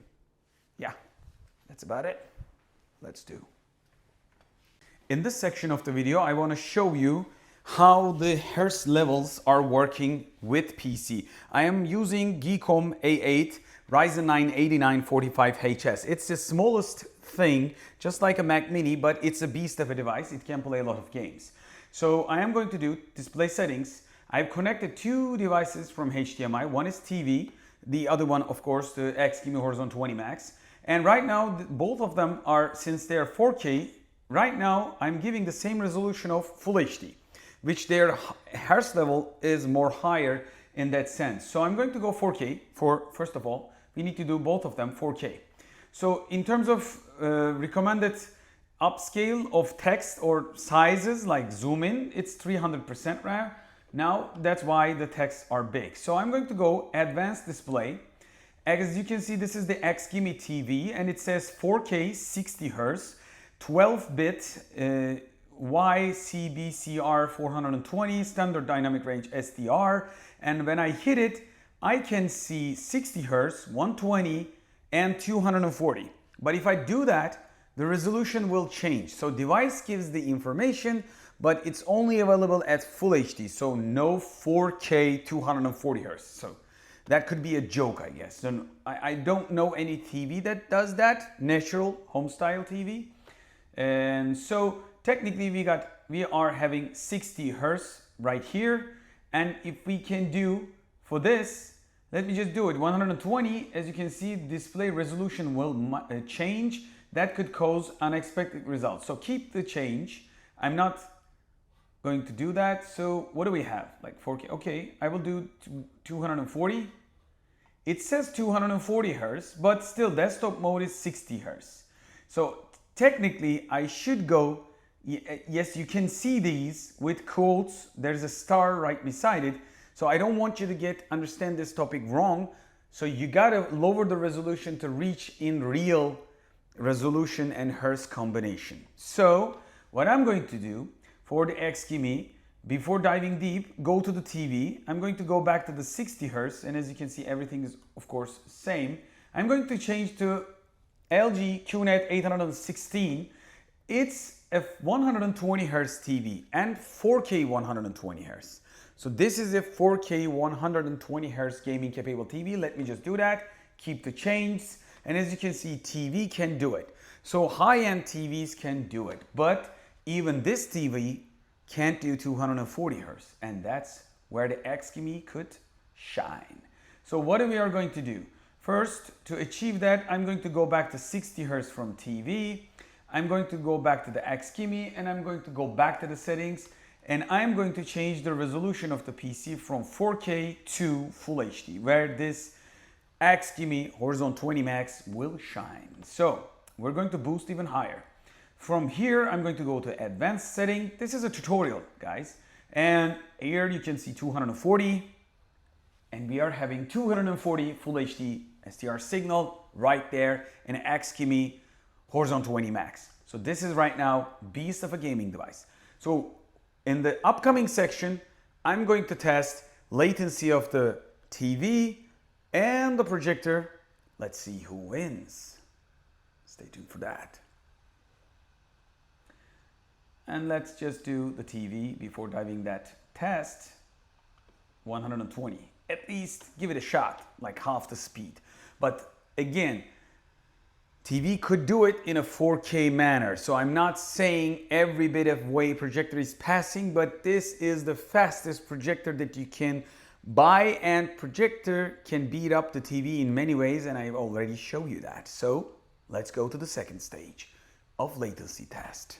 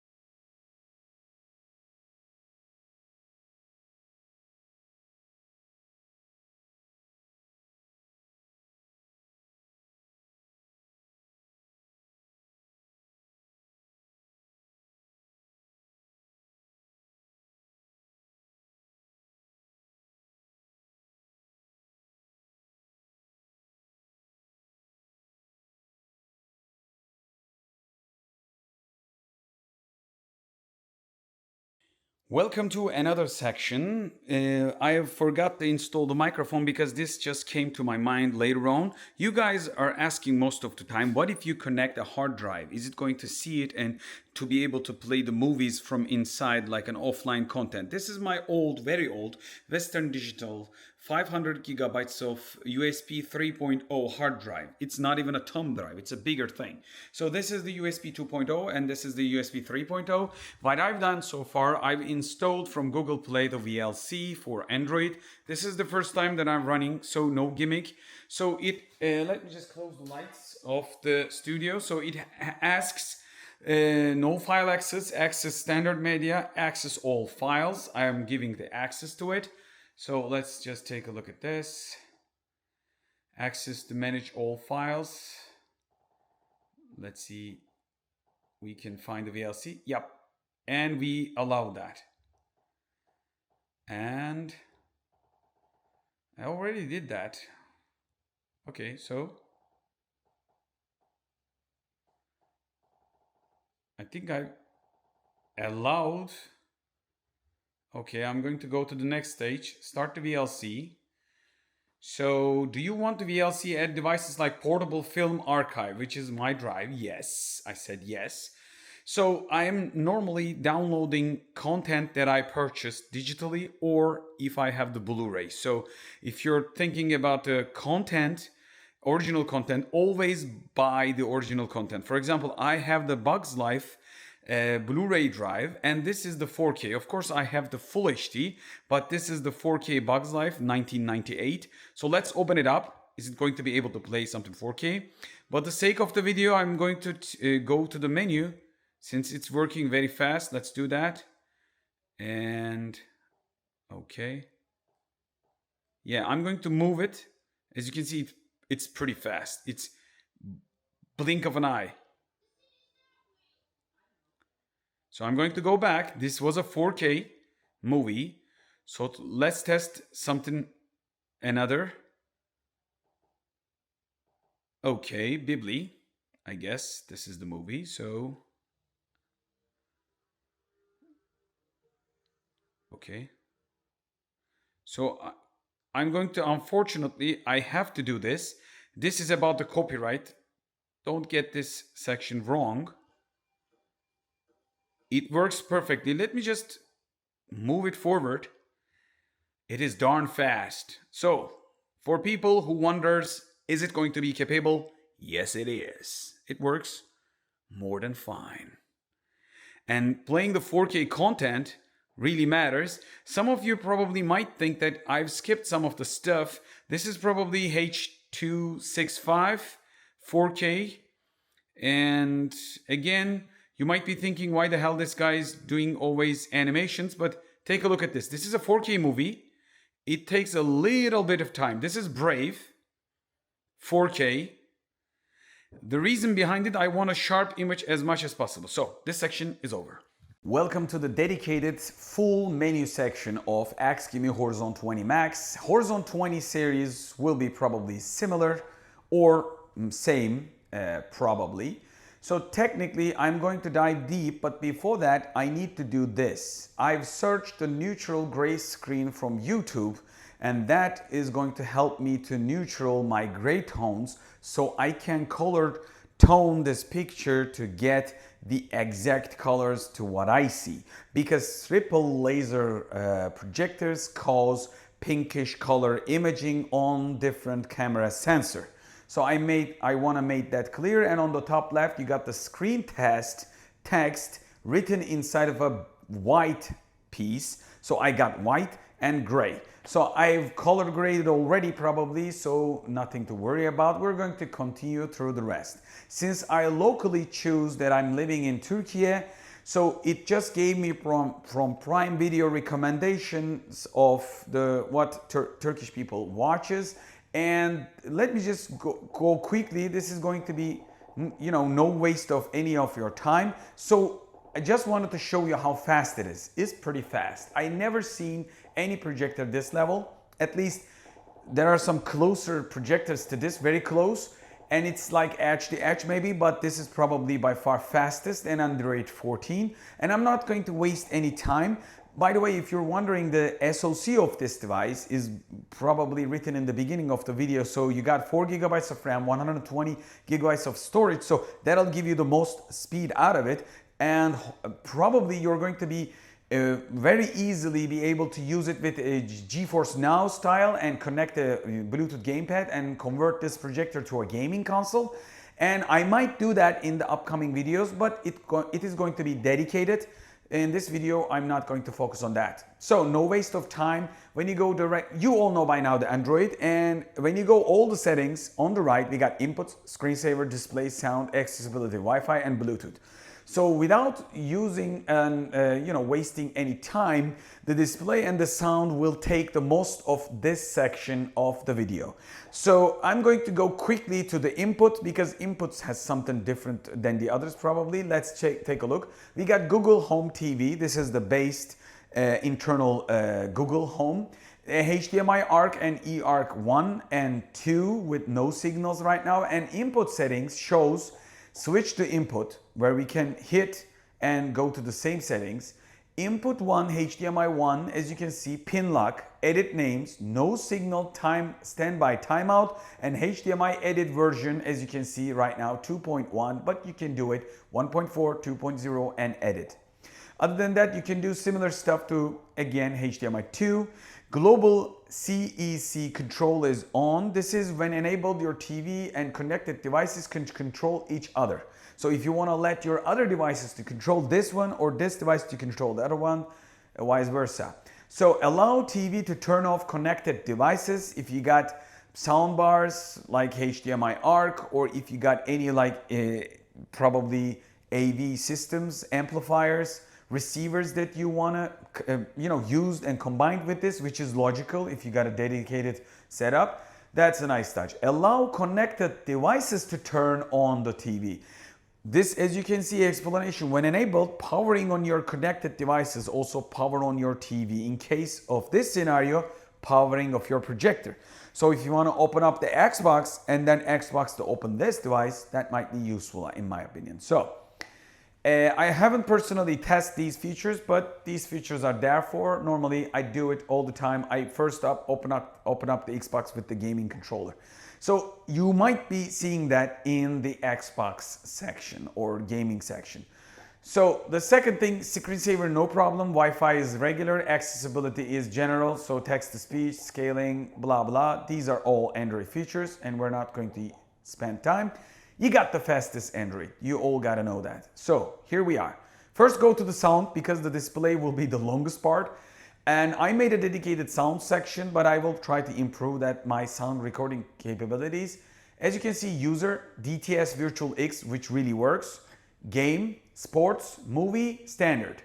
Interestingly, I haven't seen a music. Normally, many of the manufacturers puts a music inside of like a theme to default equalizer that's been built into it because people watch concerts and stuff with this projectors. But since the Harman Kardon sound is already good even in the standard without doing anything, I guess you are quite far more than okay with regular and DTS VX without doing anything. But if you're a picky person, okay, when you hit user, you can go in basic settings, balance, bass, treble, surround sound, equalizer details, which you can click and change each frequency from 8 kilohertz, 4, 2, 1, 500 hertz, 250, 125.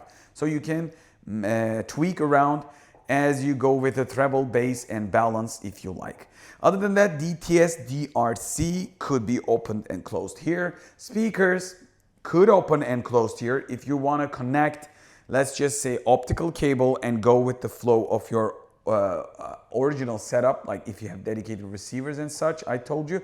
Speaker delay, if you're going to use it with probably Bluetooth speakers like sound bars and external portable speakers like I use, because you can get the portable speaker very close to you. I really found of that, and I will probably create another upcoming tutorial about this with a new device that I purchased myself. So stay tuned for that. eARC in the auto mode, you can go off and auto if you like. If you got an eARC supported soundbar and device.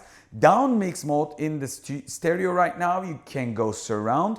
So you can make surround from probably stereo source in case you're wondering, and dialogue enhancer on low, medium, and high. I will definitely check that out in a dedicated section where it is helping and how much does it change to audio. So this was the sound, and also the bottom of it, if I forget. So there was, if I remember correctly, there was a speaker mode, but it's not here. Interesting, right? Let me just double check. There is a speaker mode, but it's not here. So yeah, let me hit the basic settings. Yeah, speaker mode is not here. So from here we can go display, where the things will shine. So we got ambient light output. So when you put this on, automatically, let's just do that. When you put it on, okay, you take it and let's just wait for a while. Does it change anything? As you can see, if I increase the light, it goes about 6, 7, 8.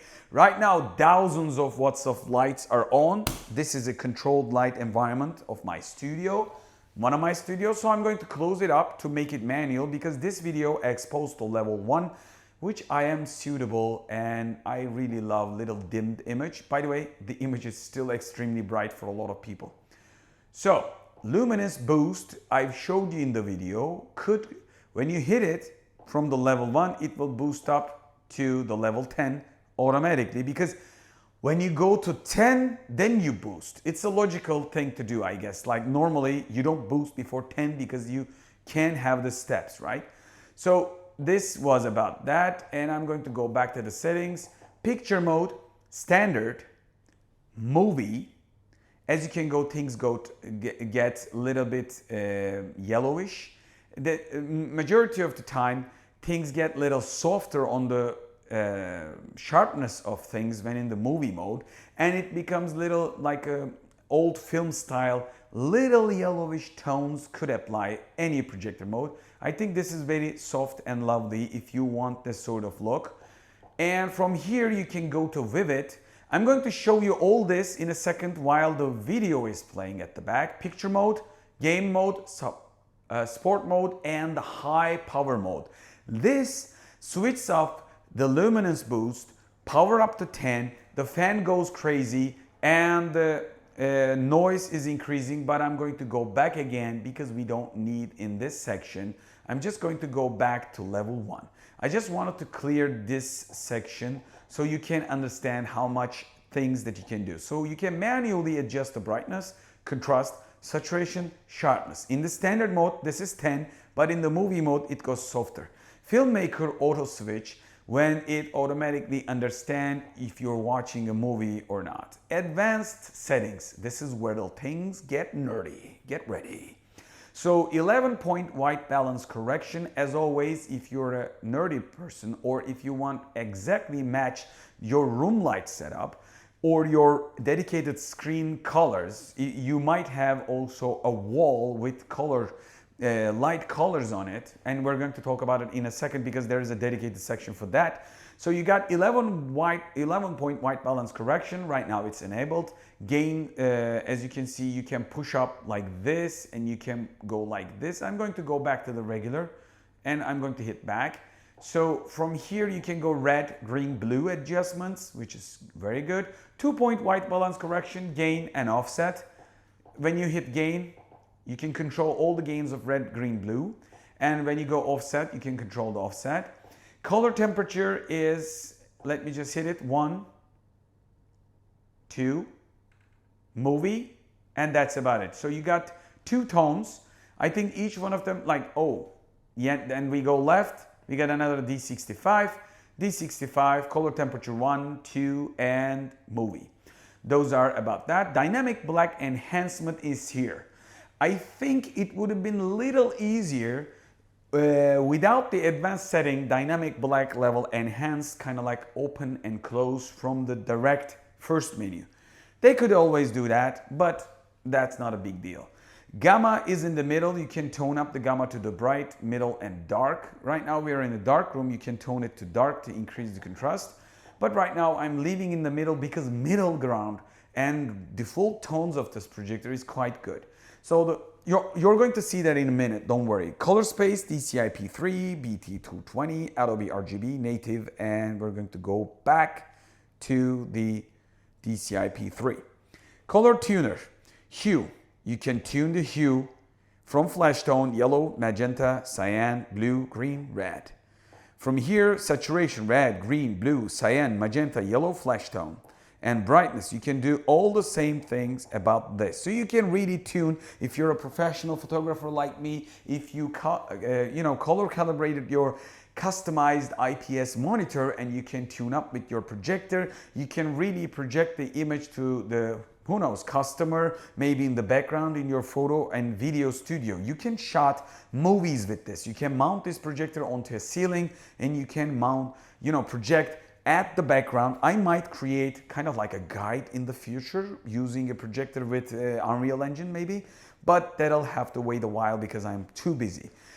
MEMC, you guys are wondering that, off, low, middle, high.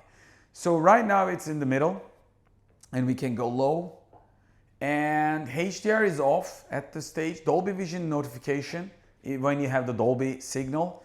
IMAX auto detected on and off.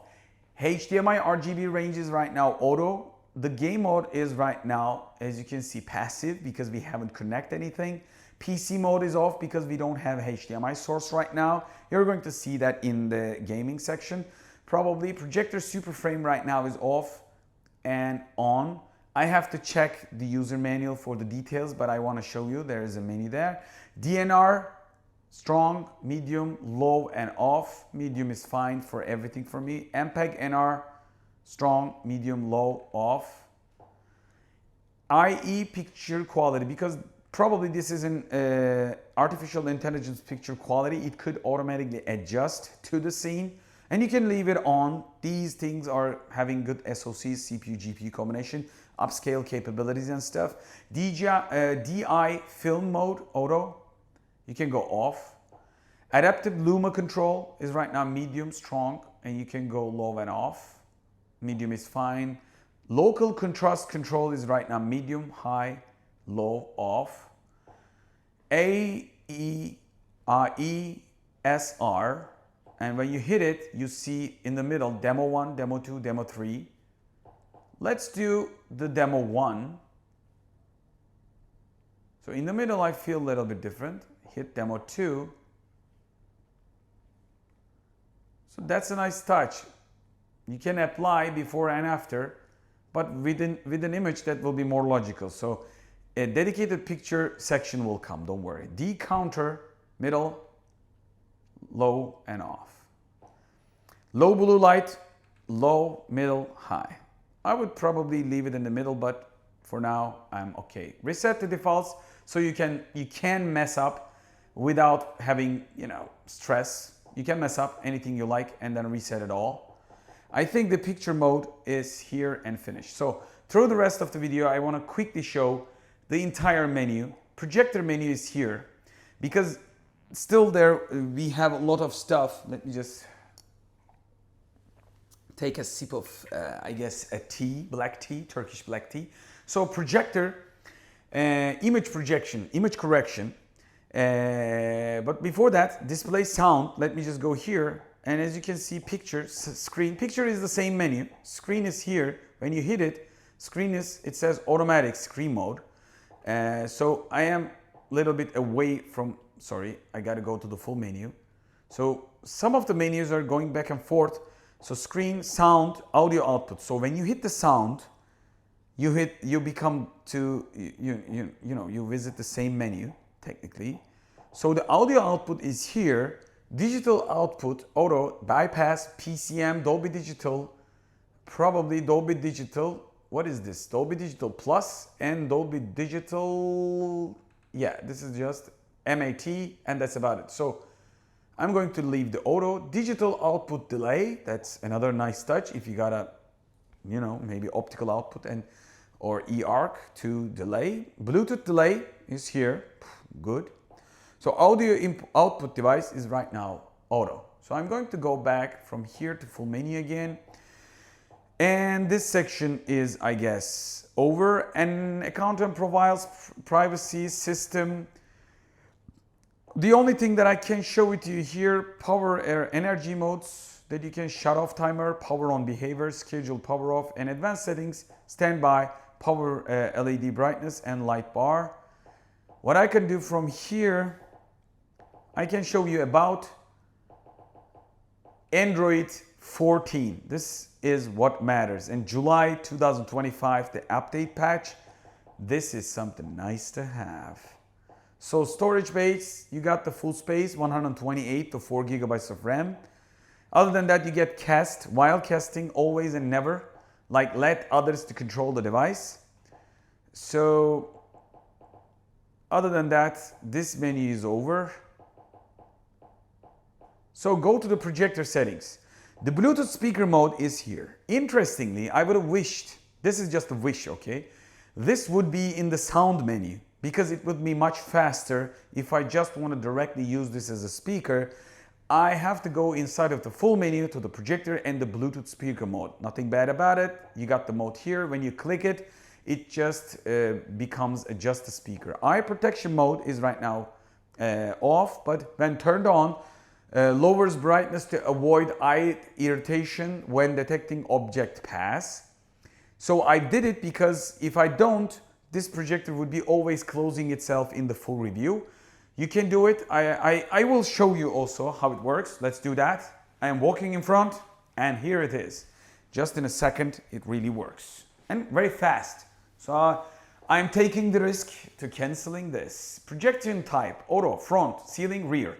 Everybody asks, you can rear project, you can ceiling project, or you can front project, and it sometimes automatically adjusts to this, as you can see.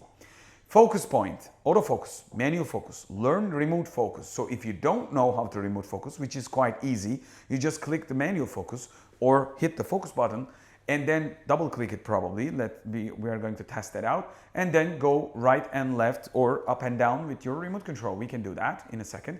Autofocused on startup. If you're going to fix this projector, why do you do such a thing? That's why it's off. But if you want to prefer it, like if you're placing it and then removing it inside of a TV cabinet like me, easy of use, that's another story. So you can use it without any issues. Autofocus upon motion. So this is, again, if you move the projector, it will refocus automatically. If you're using the gimbal or bottom rotating table, that's a nice touch to have. And we're going to show you all of this. Focus calibration is, again, when you hit it, you start the calibration. So let's start with the autofocus. When you hit it, that's done. This is that fast. But I'm going to refocus in a different situation. Since this is a dedicated menu, I'm not going to move the projector too much. Manual focus, as you can see, you can go left and right. I'm going to go back to the same stage. You got a lot of steps, but I've never needed to focus. I just hit the focus button and instantly it focuses. I will show you that in a separated section. Learn remote focus. If you don't know, you click the focus to enable the focus and then press and hold to manual focus. Like if you hold the autofocus button, manual focus menu opens up and then you're good to go to left and right. Other than that, focus calibration. If the picture is still blurred after the autofocus, perform focus calibration. If you hit it, it does the thing, but I never need it in 1 week of a period of testing this device thoroughly like this video. So other than that, this section is over. And channels and inputs, switch the input, global CEC, allow TV. Yeah, I guess I've covered the entire menu. So this section is over. I'm going to continue with the picture settings. So you might watch this before or after. So this section is over.